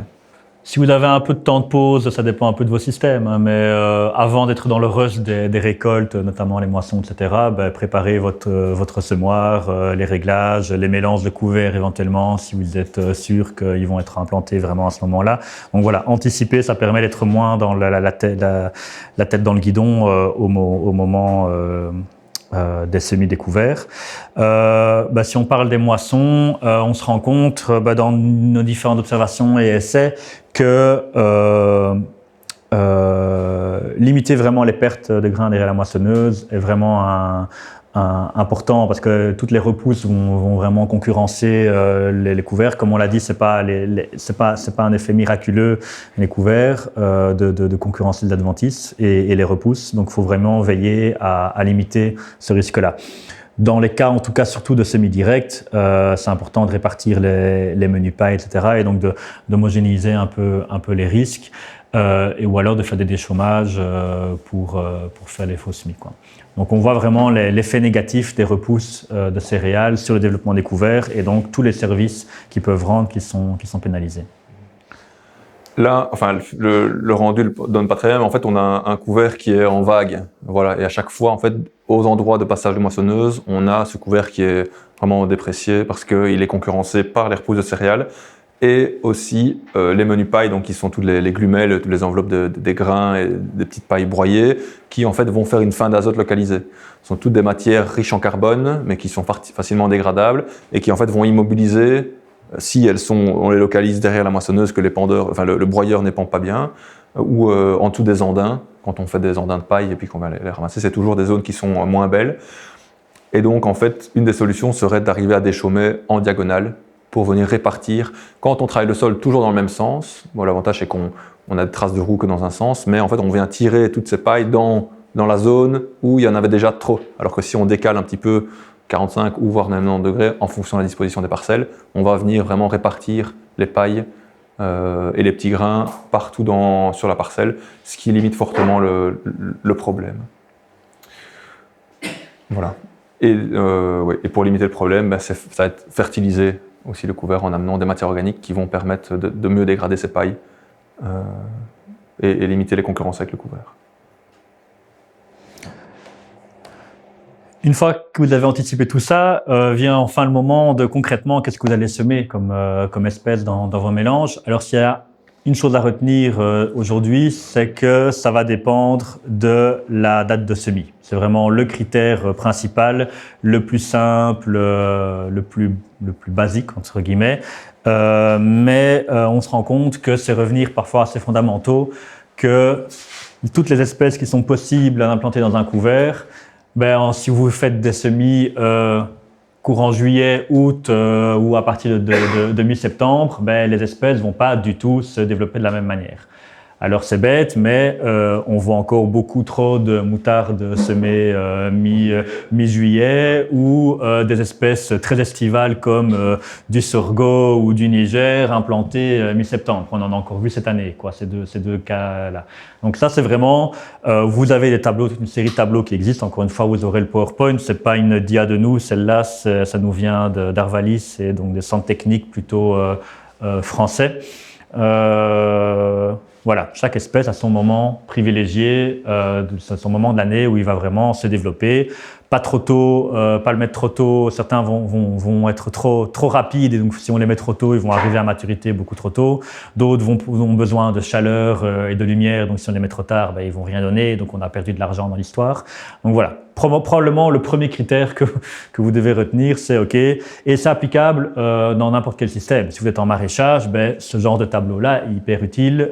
Voilà, je vais récolter mes légumes à tel moment, qu'est-ce que je peux encore mettre à ce moment-ci de l'année en prévision de la culture suivante, quoi. Donc applicable en bio dans tous les plus que et il y a d'autres critères. J'anticipe un peu. Il y a donc après avoir fait ce critère-là, et donc il y a plein d'outils qui peuvent vous aider à concevoir ces couverts. Déjà vous pouvez nous appeler. Quand vous voulez. On est disponible. Il y a un outil développé par Protecto qui existe aussi en ligne gratuitement. Du côté d'Arvalis, centre technique des céréales en France, ils ont aussi un assez bel outil pour concevoir ces couverts. Nous, on utilise beaucoup, quand on fait les conseils, en fait, nous, on va voir sur un tableur Excel qui s'appelle Acacia. On fera une petite démo tantôt. Une fois que vous avez cette date de semis, il y a d'autres critères qui vont être importants, évidemment. On a parlé de tous les avantages que vous peuvent procurer les couverts. Si vous avez envie de maximiser l'un ou l'autre avantage, vous allez adapter légèrement vos couverts pour maximiser une problématique ou un avantage que vous voulez avoir. Par exemple, j'ai vraiment besoin d'azote dans mon sol, on va maximiser les légumineuses, par exemple. Et en bio, de toute façon, vous avez tout intérêt à le faire. Globalement, donc nous, on va vraiment aller viser les 50% de légumineuses autorisées par le PGDA. On va conseiller de faire des couverts diversifiés, donc fini les cultures pures dans les couverts. Et donc en général, on va dire au moins viser 3 familles botaniques différentes représentées par au moins 4 espèces globalement dans le mélange. Et puis d'autres critères de choix qu'on va aussi vous présenter après, c'est ok, je mets un couvert, mais qu'est-ce que je veux en faire? Est-ce que je vais le détruire au 15 novembre pour semer quelque chose d'autre, ou au contraire un labour pour une culture de printemps derrière? Est-ce que je veux le laisser pendant l'hiver? Est-ce que je veux qu'il gèle? Est-ce que je veux qu'il gèle pas? Et donc là, tous ces paramètres-là vont rentrer en considération pour affiner vraiment le mélange, et c'est ce qu'on va vous présenter un peu plus loin dans la séance. Je voulais dire un truc. Ouais. La date de semis est le principal critère de choix des espèces, plus que la culture suivante. Parce qu'en fait, à partir du moment où vous commencez à faire des mélanges, au moins 4, il n'y a pas de limite. Il y a certains des mélanges en Allemagne où il y a 25 espèces différentes. Je ne sais pas si on ne les verra pas toutes, mais en tout cas, ça vous permet de chaque année vous sécuriser votre couvert. C'est pas rare d'avoir des couverts. On a des agriculteurs qui font 7, 8, 10 espèces différentes dans le couvert. Il n'y a pas de limite. Chaque plante a des avantages, va favoriser des micro-organismes différents, et donc plus on mélange, et plus on va avoir d'effets positifs. Après, on va, en fonction, comme Laurent l'a dit, de vos objectifs de couverture du sol, de production de fourrage ou autre, peut-être qu'on se limitera à certaines espèces qui répondent vraiment à ces objectifs. Mais vraiment, à retenir, c'est vraiment la date de semis et les mélanges. Quand vous avez quand vous respectez un mélange équilibré et une date de semis correcte qui correspond à vos espèces, c'est déjà presque gagné. On va garder du temps à la fin pour approfondir ce volet-là spécifiquement. Mais Simon, tu peux peut-être expliquer un peu les différents... Ouais. Donc, en plus de la date de semis, comme n'importe quelle plante, plus elle a un cycle de végétation long, plus elle va produire de la biomasse. Et donc, en gros, il faut semer le plus tôt possible. Voilà. Dès qu'on peut, en été, après les récoltes, le semis des couverts doit être une des priorités. Il y a les récoltes de paille, il y a plein d'autres travaux, mais si on arrive à semer plus tôt, la photosynthèse potentielle en juillet et en août est largement supérieure à ce qu'on peut avoir en septembre ou en octobre. Un jour d'août, vous gagnez une semaine de semis en août, c'est comme si vous aviez gagné 2 semaines en septembre ou 3 semaines en octobre. Le potentiel on peut vraiment gagner énormément. Ça vous coûte le même prix de semer, mais vous aurez un investissement qui sera plus ou moins rentable par la suite si vous avez semé au 15 août ou au 15 septembre le même mélange. Parce que travailler le sol au 15 août ou au 15 septembre, ça coûte le même prix. Les semences, ça coûte le même prix, mais vous aurez un retour sur investissement qui sera plus faible. En fonction de la gestion des précédents, il y aura des itinéraires plus ou moins à choisir. Le couvert, alors je dis c'est une des priorités, mais la priorité numéro 1, surtout en bio, ça va être la gestion des adventices, surtout des vivaces. Ça va être principalement ça. La restructuration du sol, qui est un prérequis à la réussite des couverts. Et si ces 2 prérequis sont gérés, on va plutôt s'orienter vers un travail normalement le plus superficiel du sol pour essayer d'éviter de dessécher. Bon, alors ça fait 2 ans que ce n'est pas le cas, où on peut se permettre de travailler le sol sans trop de problèmes de dessèchement, mais en 2022 et en 2020, et après oui, c'est quand même ce qui nous attend. On va essayer de limiter le travail du sol au maximum. Si vous êtes équipé avec des semoirs, ce qu'on appelle des semoirs à dents, qui vont permettre de travailler, de semer sans travail du sol, et alors si vous avez broyé vos pailles, à mon avis, je pense qu'en bio, vous les exportez, vous faites tous des échanges paille-fumier. Il y en a qui broient leur paille. Vous broyez aussi. Ok, alors voilà. Donc, si vous broyez, alors là, idéalement, donc avec un semoir à dents ou alors avec un semoir spécifique, mais si vous n'êtes pas équipé, il va falloir retravailler un peu le sol, un peu profond, parce que sinon, si vous travaillez qu'à 5 cm avec un matelas de paille, vous allez avoir un très mauvais contact sol-graine quand vous allez semer, parce que vous allez avoir beaucoup trop de paille dans votre horizon de semis. Donc là, il va falloir retravailler un peu plus profond avec un déchaumeur. Et là, il faudra aussi essayer de fertiliser, parce que la paille va aussi mobiliser un peu d'azote. À partir du moment où vous avez exporté les pailles, vous avez beaucoup moins de résidus, vous pouvez vraiment vous limiter à un travail du sol très superficiel et y aller direct avec un semoir spécifique, voire au combiné. pour avoir vraiment un semis qui se développe bien. J'allais dire quelque chose. Oui, alors, en fonction, les couverts, comme on l'a vu dans les photos précédentes, un couvert est capable de concurrencer des repousses de céréales, même des scourgeons qui sont généralement très, très vigoureuses, seulement si elles lèvent en même temps. Donc en fait, à partir de la moisson et en fonction des conditions météo, s'il pleut direct après la moisson, là, les repousses, les petits grains vont directement germer. Vous devez semer dans les 24 à 48 heures après la moisson.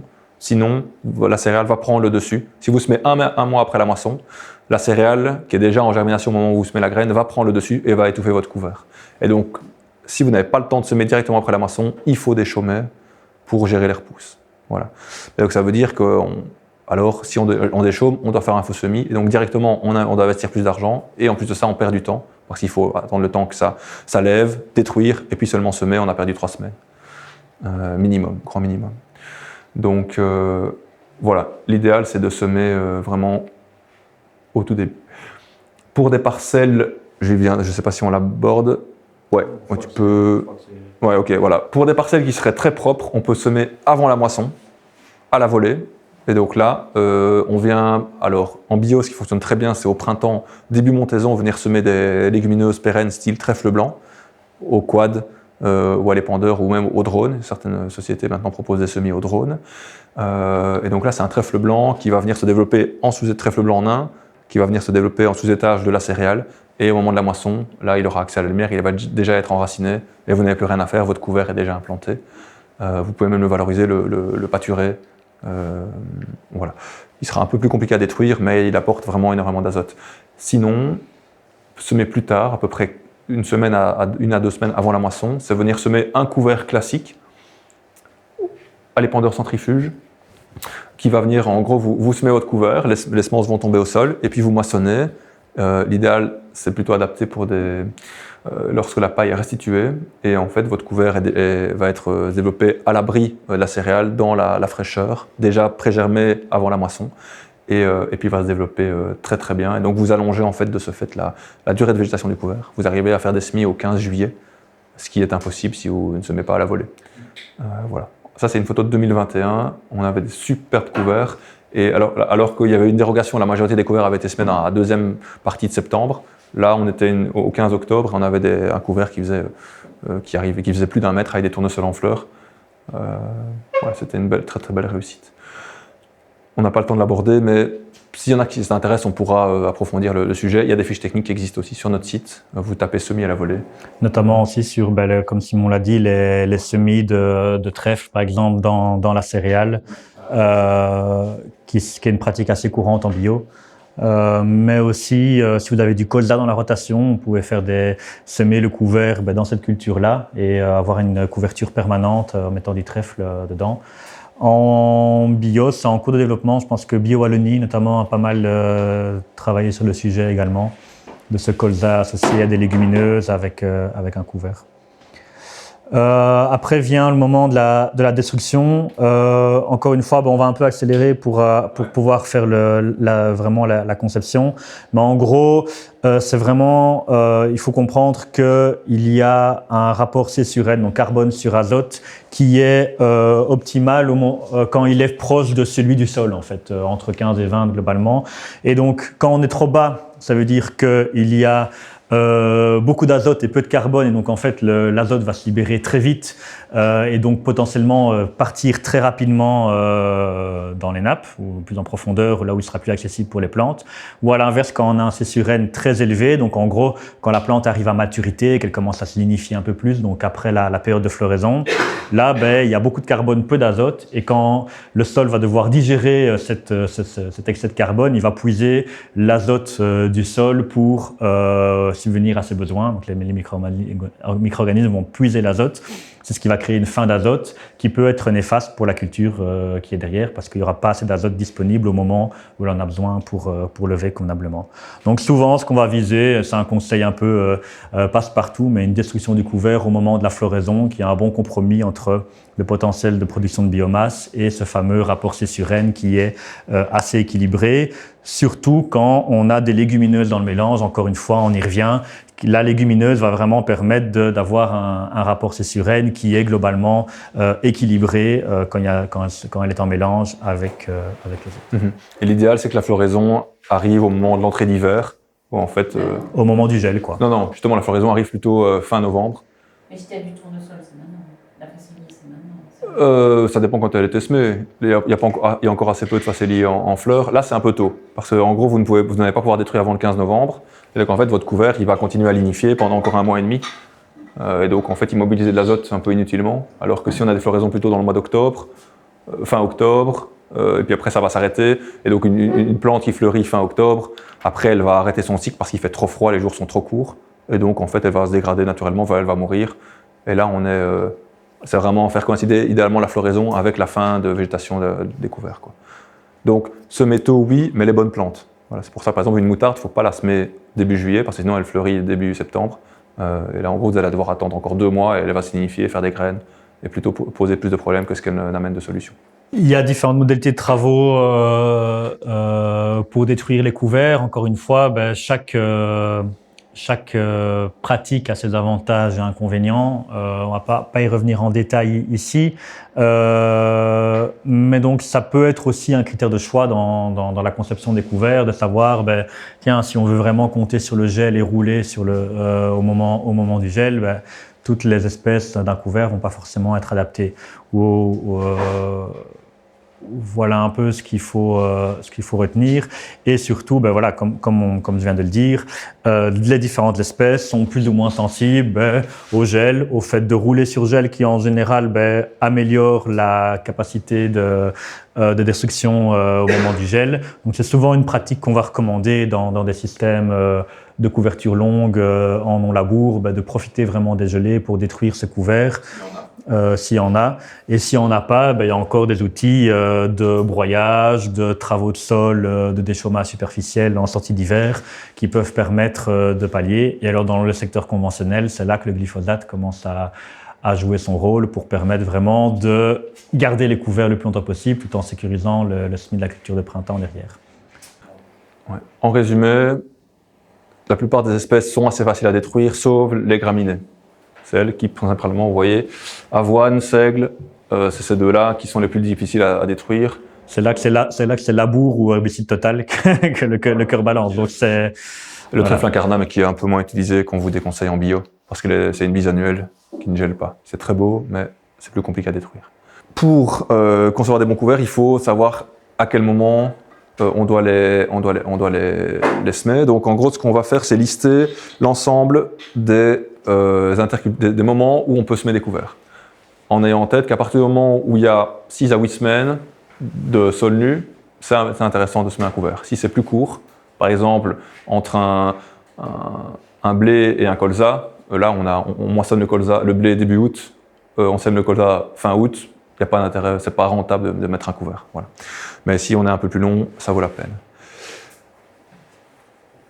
En gros, dans vos systèmes, en général, donc j'imagine que vous avez tous des céréales. Donc comme culture précédente, on va en gros lister toutes les cultures précédentes et toutes les cultures suivantes et voir à quel moment il y a des couverts qui sont faisables. Donc dans les cultures précédentes, la première, céréales. Vous avez tous des céréales, enfin à part en arboriculture, mais principalement la majorité d'entre vous ont des céréales. Qu'est-ce que vous avez d'autre comme culture dans vos systèmes? Moi, je suis maraîcher. Ok. Donc ça va être, là ça va être, il y a de tout effectivement. Comme on arrivera, c'est tellement, enfin les assolements en maraîchage sont tellement complexes que il faudra adapter. On va se focaliser malheureusement ici, vu le temps, sur les grandes cultures. Mais en gros, tu pourras retenir les dates en fonction des dates de semis, faire coïncider les dates de destruction. L'avantage en maraîchage, c'est qu'on peut mettre des graminées si on les bâche. En 8 semaines, on peut détruire une avoine, par exemple, en la bâchant, sans glyphosate, sans labour. Donc ça, épeautre, orge, on est sur globalement, je regroupe tout ça dans la catégorie céréales parce qu'on est sur une moisson dans le courant août. Voilà, ce sont des cultures mixtes. Oui, qui est, c'est à peu près la même chose. Que vous ayez un épaule lentilles ou épaule de sol, on aura, ça ne, Ah non, au point de vue. ça n'a pas d'incidence sur la date de moisson non. et donc sur l'interculture. Voilà. Donc quinoa, pois, C'est bon.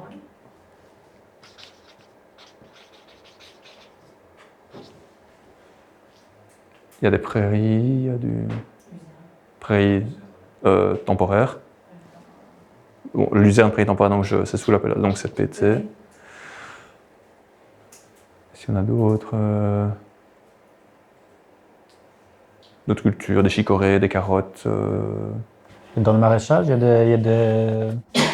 Quand est-ce que... il y a des cultures parfois prédominantes ou qui représentent une grande partie de la surface ou qui... Ouais, vous n'avez pas de. De toutes sortes de... Enfin, pommes de terre. pardon? Le PD, c'est pas mal. Non, PT c'est prairie temporaire.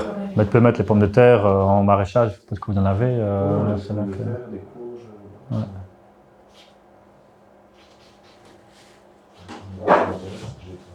Donc des cultures qui, en une fois, vous les récoltez d'un coup, quoi. C'est ça qui est intéressant aussi. Ouais, c'est mais pas... relativement tard. Enfin, C'est ça. C'est pas la moisson. Quoi, Ouais, non, mais c'est pour ça qu'on fait l'exercice. Ouais, c'est ça qui est intéressant. C'est justement pour ça que c'est intéressant. Ouais. Donc ça c'est.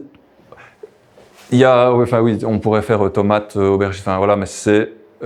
En fait, quand vous aurez les, en fonction des dates. Donc en gros, là, on est globalement en août, septembre, en juillet, en août, en septembre, septembre-octobre et septembre-octobre. En gros, on est dans les. Ouais, octobre. Ouais. Sarrasin en octobre aussi. Et des sarrasins. Donc en gros, j'aurais dû les regrouper.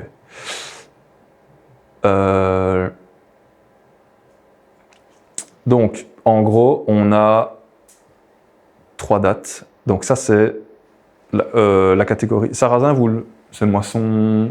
Ah oui. Fin septembre. Ouais. Donc fin septembre, on a le quinoa, à peu près aussi. J'ai du jambon depuis longtemps.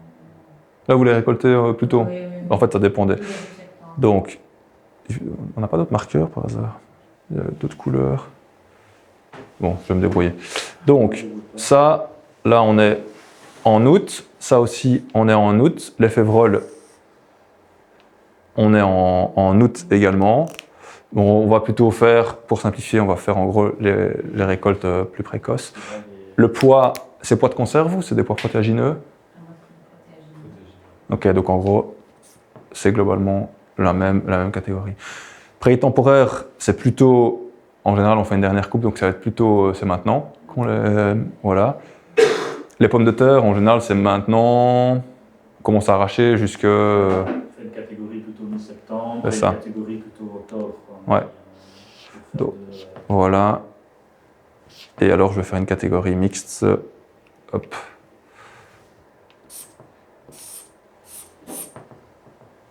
Voilà. Donc, en gros, on a trois grandes catégories. Août, septembre, octobre. En gros. Dans les suivantes, bah, en fait, toutes ces cultures-là se retrouvent également en suivante. C'est obligatoire, sinon vous ne les avez plus. Donc, on a des céréales. Hiver, là. Vous avez des céréales de printemps. Printemps.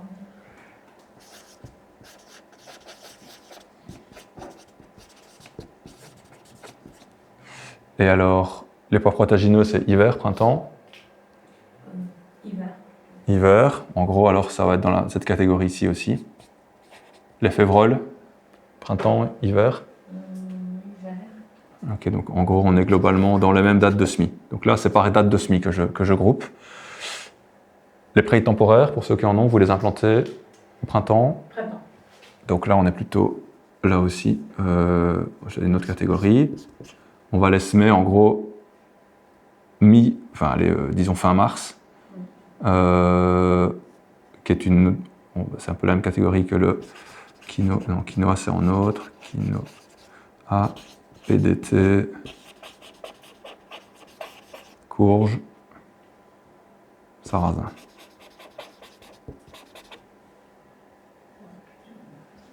Les cultures de printemps. Voilà, mais culture d'un printemps précoce, moyenne, tardive. En gros, celle-là, on peut faire... Voilà. Donc, céréales, cette rotation, elle existe. En gros, à peu près tout, ça c'est dans le maraîchage, mais en gros, on met des céréales après la plupart des sarrasins. En gros, après toutes ces cultures-là, on peut mettre des céréales, quoi. Après pois, févrole, en général, c'est suivi. Quinoa également. Prairie temporaire. Surtout. Voilà. Les pommes de terre, ça c'est en maraîchage, j'imagine que vous n'avez pas de céréales. Non, C'est d'autres. les mélanges dans le préfère. Ouais. Bah donc ça, on fera un... C'est pour la culture de printemps, alors qu'en général, vous remettez, ou alors il y a du mesclin, ou j'en sais rien d'autre, des poros. On met rien en hiver, on met que de l'engrais. Ok, donc en gros, là, on va plutôt être là. Le sarrasin, C'est la dernière culture avant une prairie temporaire. ok, donc, Ce qui est plus pauvre, ça ne demande pas. d'accord, ok, ça roule. Donc celle-là, c'est les mêmes. Céréales de printemps, ben, c'est pareil. J'aurais dû couper, ça aurait été mieux. Ce sera moins lisible. Mais donc, en gros, on a ça, toutes celles-ci, c'est des intercultures qu'on va appeler courtes. C'est-à-dire qu'en fait, on a en moyenne 2 à 3 mois, parce que c'est suivi d'une culture d'hiver. Les autres, on a ici, pour la prairie temporaire, les céréales de printemps, parce qu'en fait, après céréales, on peut remettre une céréale de printemps, après quinoa, vous pourriez mettre de l'orge. Voilà. Toutes celles-là, elles existent aussi. Celle-là, on va plutôt, mais on est sur une culture de printemps précoce, donc on va être sur une interculture longue. On va viser, vu que c'est tôt dans le printemps, idéalement, il faut des espèces gélives pour pouvoir intervenir rapidement. Donc on va être interculture longue, enfin ICL, G, gélive. Pour celle-là, on peut, vu qu'on est en avril, mai, voire un peu plus loin, on peut se permettre, en général, sauf cette année, mais en moyenne, on a le temps d'intervenir au printemps pour les détruire, et donc on peut se permettre d'implanter des cultures non gélives avec, par exemple, du colza dedans ou de l'avoine ou même du seigle, parce qu'on aura le temps, a priori, de les détruire au printemps, voire de les valoriser. On peut faire une coupe d'un fourrage ou autre au printemps. Et donc là, on va être plutôt sur une interculture longue, non gélive. Voilà. 3 cas de figure. Il y a un dernier cas, mais je ne vais pas l'aborder. Mais avec déjà ça sera déjà pas mal. Si on les remet sur le PowerPoint, ça, on les voit ici. Donc, on a tous les mois de l'année, en tout cas de l'interculture. Une récolte courant juillet, août. Avant un semis d'automne, on va l'appeler couvert court.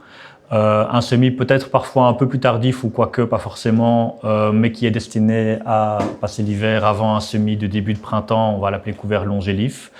Et comme Simon l'a dit, quand on a un peu plus de temps au printemps avant de semer la culture de printemps, on peut se permettre d'avoir un couvert long non gélif aussi pour éviter que le couvert long gélif est gelé fin décembre et qu'en fait il tourne à rien pendant 4-5 mois derrière avant le semis de la culture suivante. Et c'est là qu'il peut avoir des adventices qui prennent le relais et tout ça, quoi. Dans un monde idéal, le couvert il devrait être détruit le jour du semis ou de la plantation de la culture suivante. Ça, ce serait l'idéal, mais techniquement, au niveau de la gestion des adventices, au niveau de l'immobilisation des éléments nutritifs, c'est pas faisable. Voilà, on ne sait pas semer des cultures, du quinoa dans un couvert de seigle qui fait 2 mètres.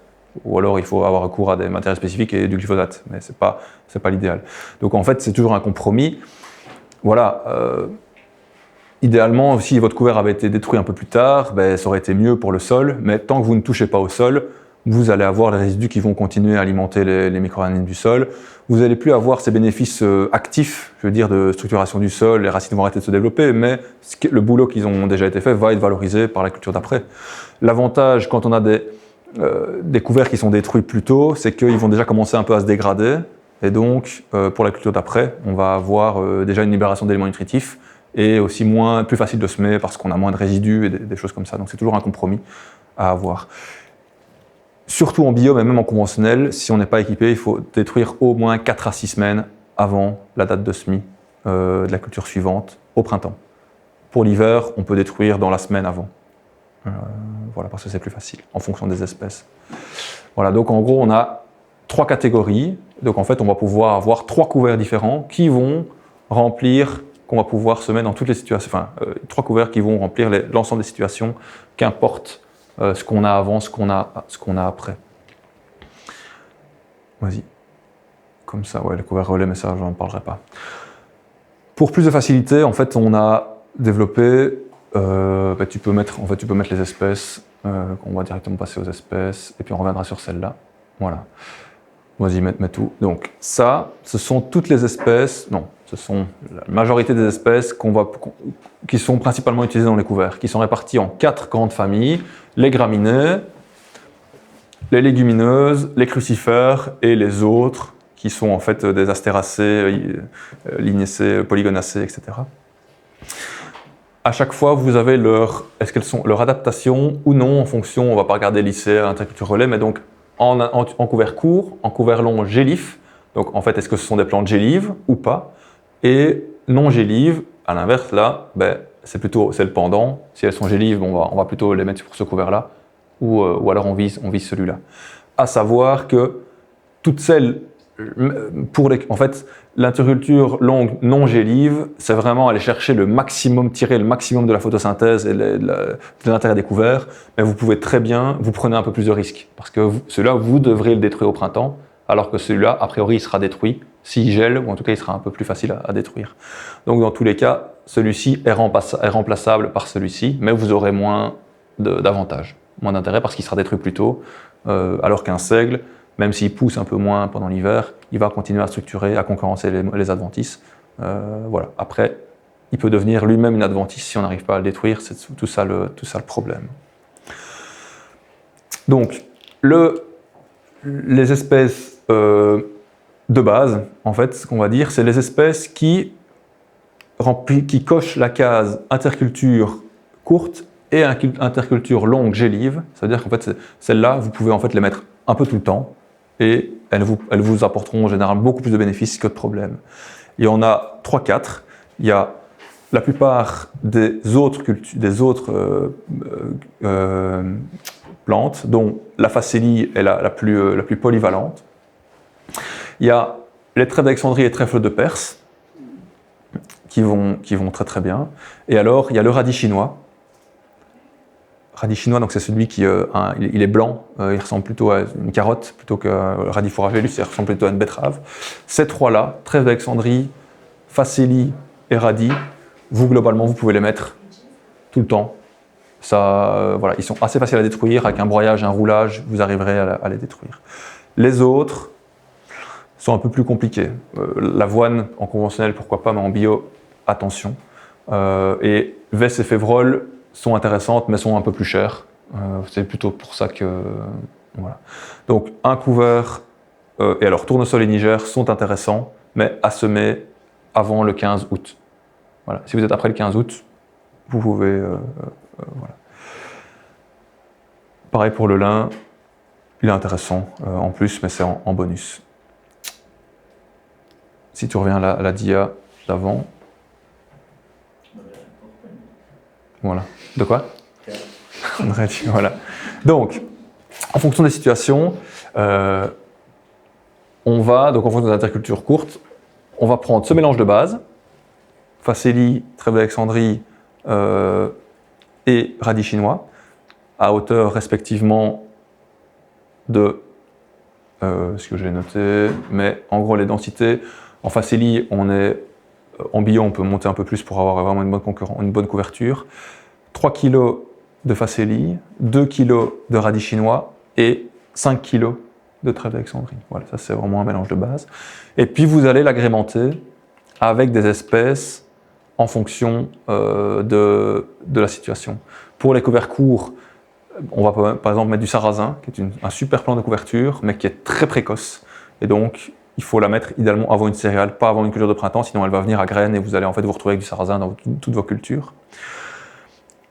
Pour les cultures gélives, on va plutôt mettre donc toutes les espèces gélives, tournesol, Niger, voilà, je vais les montrer. Pour les non gélives, on prend le mélange de base auquel on va venir ajouter des espèces non gélives, du colza, de l'avoine, du trèfle incarnat, des choses comme ça. Et pour les relais, ça c'est en plus, mais je ne l'aborde pas là parce que c'est quand même beaucoup plus. Voilà.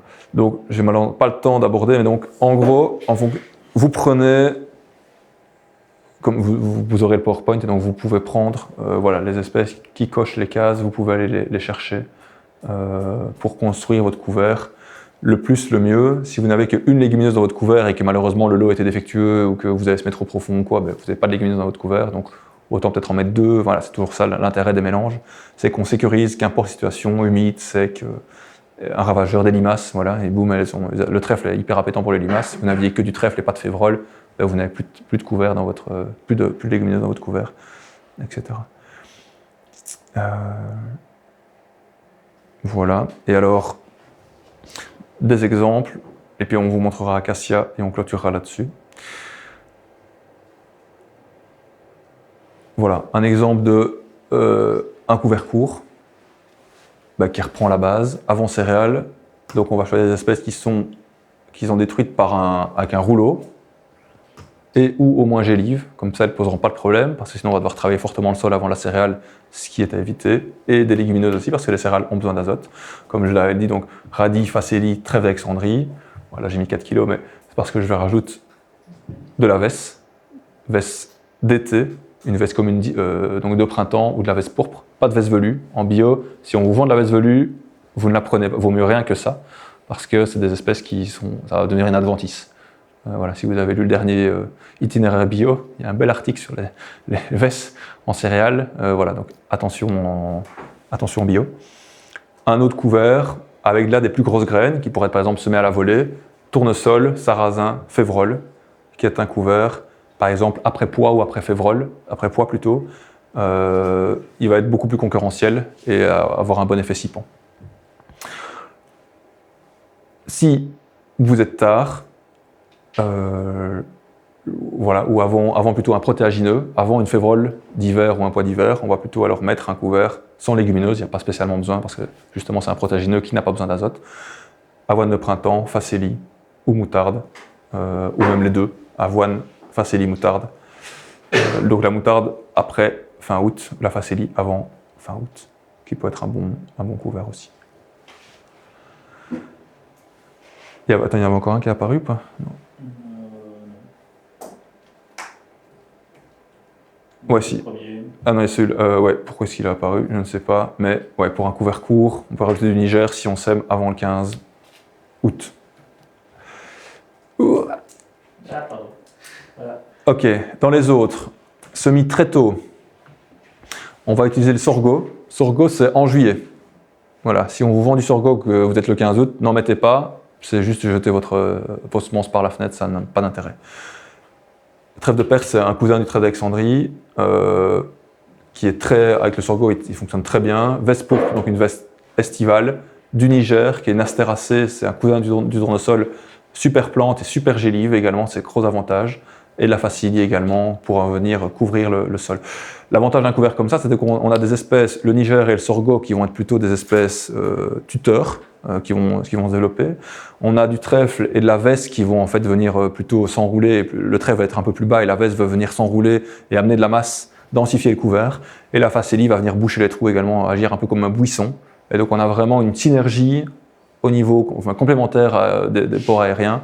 En plus, au niveau racinaire, pareil, on a le sorgho et le Niger qui ont des systèmes plutôt profonds, le trèfle et la veste et la facélie un peu plus en superficielle. Donc on a vraiment une synergie entre toutes ces espèces. Pour des semis un peu plus tardifs, on peut garder le Niger, on va remplacer par de l'avoine rude ou avoine brésilienne, c'est la même, qui est donc plus gélive que l'avoine blanche, facélie, trèfle. Ou la moutarde d'Abyssinie, donc ça c'est pour des semis précoces, moutarde d'Abyssinie, la moutarde blanche elle sera pour des semis tardifs. Radis, facélie, tournesol, veste, pois, févrole. Voilà, là si vous voulez maximiser les légumineuses, vous pouvez choisir un couvert comme ceci. Ça ce sont tous des couverts qu'on a créés nous-mêmes.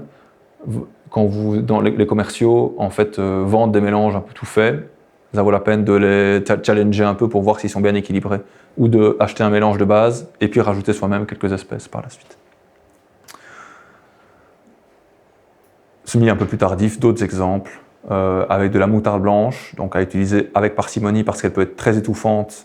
C'est une bonne plante, mais donc à utiliser, et attention à la montée en graines, radis chinois faceli, un peu de lin, de la févrole, et voilà, et de l'avoine.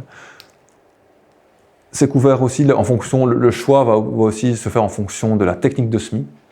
À partir du moment où vous commencez à utiliser des légumineuses à grosses graines, le volume de manutention va être beaucoup plus important. En fait, voilà, c'est un détail, mais quand vous utilisez de la févrole, on est directement à des 30, 40, 50 kilos à l'hectare.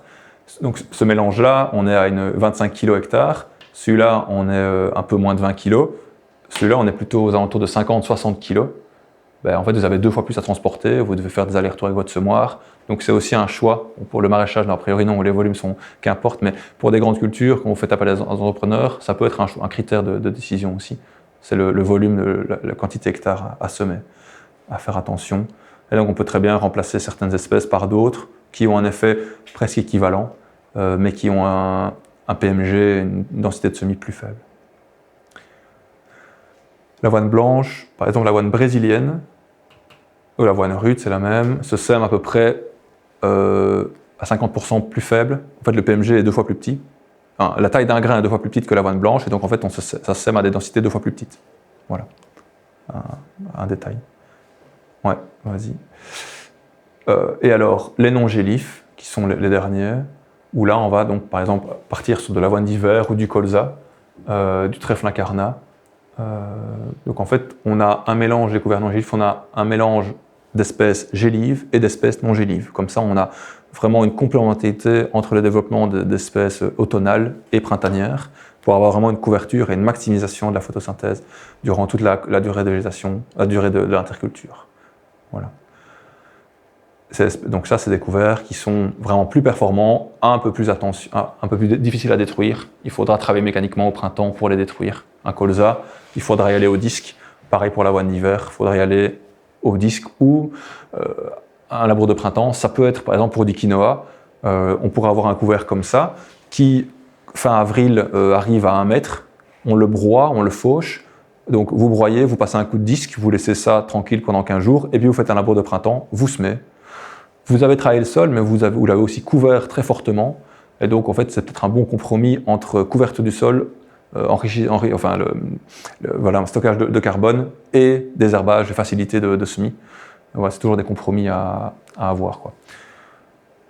Voilà. Attention quand même que quand on a beaucoup de masse, pour ça que je dis qu'il faut idéalement passer un coup de disque, il ne faut pas aller enfouir une masse importante en surface, en profondeur, parce que là, en fait, ça a de la putréfaction, c'est vraiment la cata. Donc on broie, on passe un coup de disque pour mulcher un petit peu sur les premiers horizons, on laisse dégrader un petit peu, et puis seulement on laboure.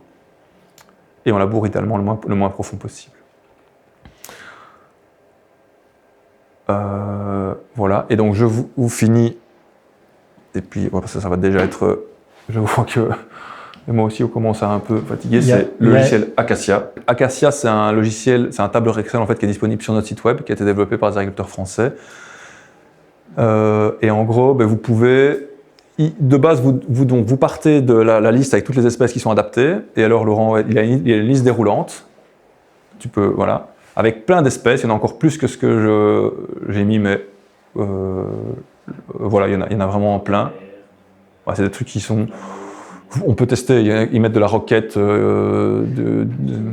voilà. Ça, c'est super système racinaire, un peu compliqué à détruire, mais au niveau racine, c'est génial. Donc la roquette, il y a même de la coriandre, des trucs comme ça qui sont mis dans les... Ça coûte cher, mais c'est en...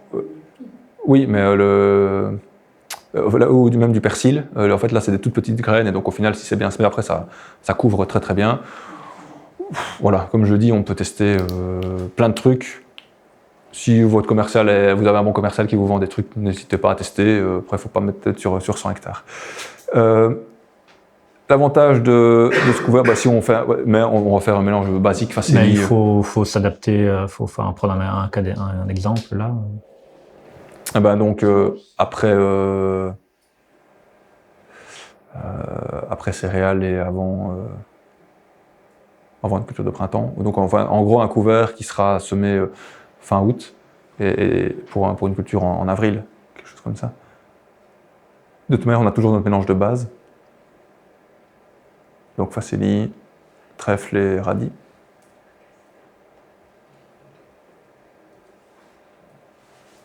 Il l'a pas pris. Ouais, trèfle Alexandrie, radis. Voilà. Donc l'avantage de ce logiciel, c'est qu'il va pouvoir vous équilibrer en fait le couvert. Donc, c'est que on l'a pas dit. Qu'est-ce qu'il fait le logiciel? En fait, il prend la dose communément semée en pur et il divise par le nombre d'espèces. Voilà. Et donc c'est un bon point de départ. Voilà, on a 6 espèces, on prend la dose en pur, on divise par 6, mais on doit dans la plupart des cas quand même réadapter un petit peu. Et c'est avec l'expérience que ça vient. Ben voilà, on sait que plus d'1 kilo de moutarde blanche dans un mélange, ça commence à franchement prendre le dessus. Donc en général, on se limite à ça. Ah ben tiens, là les légumineuses, c'est un peu plus, il y en a un peu trop peu, on va en mettre un peu plus et donc on peut compenser. Et donc c'est là que ça va jouer, quoi. Et donc là, eux préconisent 4 kg de trèfle d'Alexandrie à l'hectare, mais on sait que si on met 4 kg, on ne le verra pas. Et donc on double au moins. Et donc on peut ajuster là. Donc par exemple, là, mettre 3, 5, 2. Ouais, 3, 5, 2. Voilà, ça vous ajuste. Un couvert à 10 kg hectare qui vous coûte, ça c'est les prix conventionnels, une petite cinquantaine d'euros. Ça vous donne une idée sur le prix du couvert. Voilà. Un couvert en dessous de 50 euros de l'hectare, c'est que soit vous avez eu beaucoup de chance, soit que votre couvert il est pas hyper performant. Voilà, vous n'avez pas une densité assez élevée. Et donc dans le tableur qui est là, vous voyez ici, ils répartissent un peu les espèces. Là, c'est en pourcentage en nombre de pieds, je pense. Donc on regarde un peu l'équilibre que ça peut avoir dans un mélange. Donc on voit le mélange quand de base ici. Ils vont estimer la production de biomasse, l'effet azote, donc en gros la part de légumineuses qu'on va avoir dedans. Et puis, tiens, là c'est vraiment intéressant de se dire, on va essayer d'avoir une complémentarité des différentes strates, à la fois aériennes et racinaires, pour coloniser tout l'espace et entrer en compétition, notamment avec les adventices, mais aussi nourrir tous les micro-organismes, tout le volume de sol en 3D qu'on peut avoir. Donc là, par exemple, qu'est-ce qu'il nous dit Acacia? C'est que le mélange de base qu'on a fait, il y a toute la strate intermédiaire, donc ce qui manquerait, c'est peut-être un petit peu de plantes un peu plus rampantes, d'autres plantes qui vont avoir un effet un peu plus tuteur. Donc ça, on pourra en rajouter un peu dans le mélange. Et peut-être un enracinement un peu plus superficiel pour équilibrer un petit peu. Donc vous voyez un peu l'outil qui est présenté ici, qui peut vraiment être intéressant. Donc il y a en gros, il faut passer un peu de temps pour connaître un peu les espèces, et puis après, en fonction des espèces, cet outil est vraiment super intéressant. Au-dessus, aide au choix des couverts en gris, tout au-dessus, il y a des petites infos. Voilà, si vous cliquez la radis chinois, si tu cliques dessus, ou n'importe lequel en fait,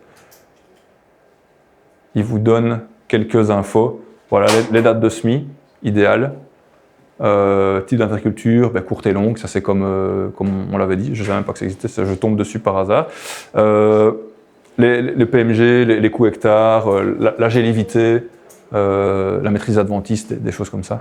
Et donc en fait, il faut un peu passer de temps à regarder un peu toutes les espèces, ok, celle-là elle me convient, celle-là elle me convient pas, et puis après on les équilibre en fonction des situations. J'en profite également ouais, vas-y, clique dessus.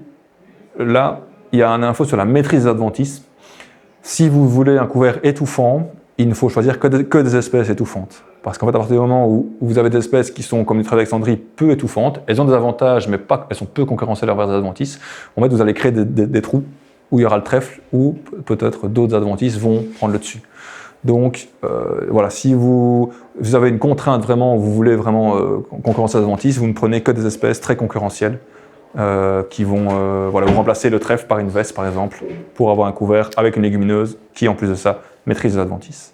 Voilà, donc ça prend un petit peu de temps pour chipoter, mais c'est un très bel outil qui permet vraiment de faire des couverts à la carte. Ça c'est dans le cas où vous faites vos couverts vous-même, mais la plupart, donc en fait quand vous achetez des mélanges commerciaux, ce que je vous invite à faire c'est d'aller voir les étiquettes, ou d'avoir la fiche technique avant de l'acheter. Vous l'encodez là, vous regardez la composition du sac, vous regardez en vrai ce qu'on préconise. En général, les couverts commerciaux, le principal critère du semencier, c'est que ça ne coûte pas trop cher. Comme ça, il en vend beaucoup. Et donc parfois, on va mettre des espèces qui ne coûtent pas cher, style avoine, au détriment de légumineuses. Et donc en fait, on a un couvert qui est peut-être économique, mais pas très agronomique. Et donc on va plutôt se dire, bon ok, ce couvert-là, de la base est bonne, mais je vais peut-être aller racheter un sac de Vess, un sac de Févrole, pour le remettre avec, pour avoir un vrai couvert performant. Voilà, donc ça, c'est un truc qui est intéressant à faire. Attention également, demandez dans les cas de trèfle, surtout trèfle blanc, soyez vigilants sur la qualité des semences. Elles sont officiellement certifiées, mais il y a parfois des semences Adventis. Plus connues, c'est les Rumex. Et donc on peut avoir des semences de Rumex, dont des semences de trèfle. Et ça, c'est vous ensemencez vos parcelles, quoi. Donc attention, soyez vigilants. On a eu le cas, et maintenant des agriculteurs qui... Elles étaient certifiées, mais en fait c'est impossible à trier. Et donc vous vous retrouvez avec... voilà, donc c'est un petit point d'attention. Ce serait con de semer un couvert, de se retrouver avec... voilà. On a eu du géranium dans des semences de lotier, c'est pas rare, quoi. C'est beaucoup moins rare que... Voilà, mais c'est un peu une petite omerta derrière, parce que c'est presque... Sinon les prix des semences exploseraient, quoi.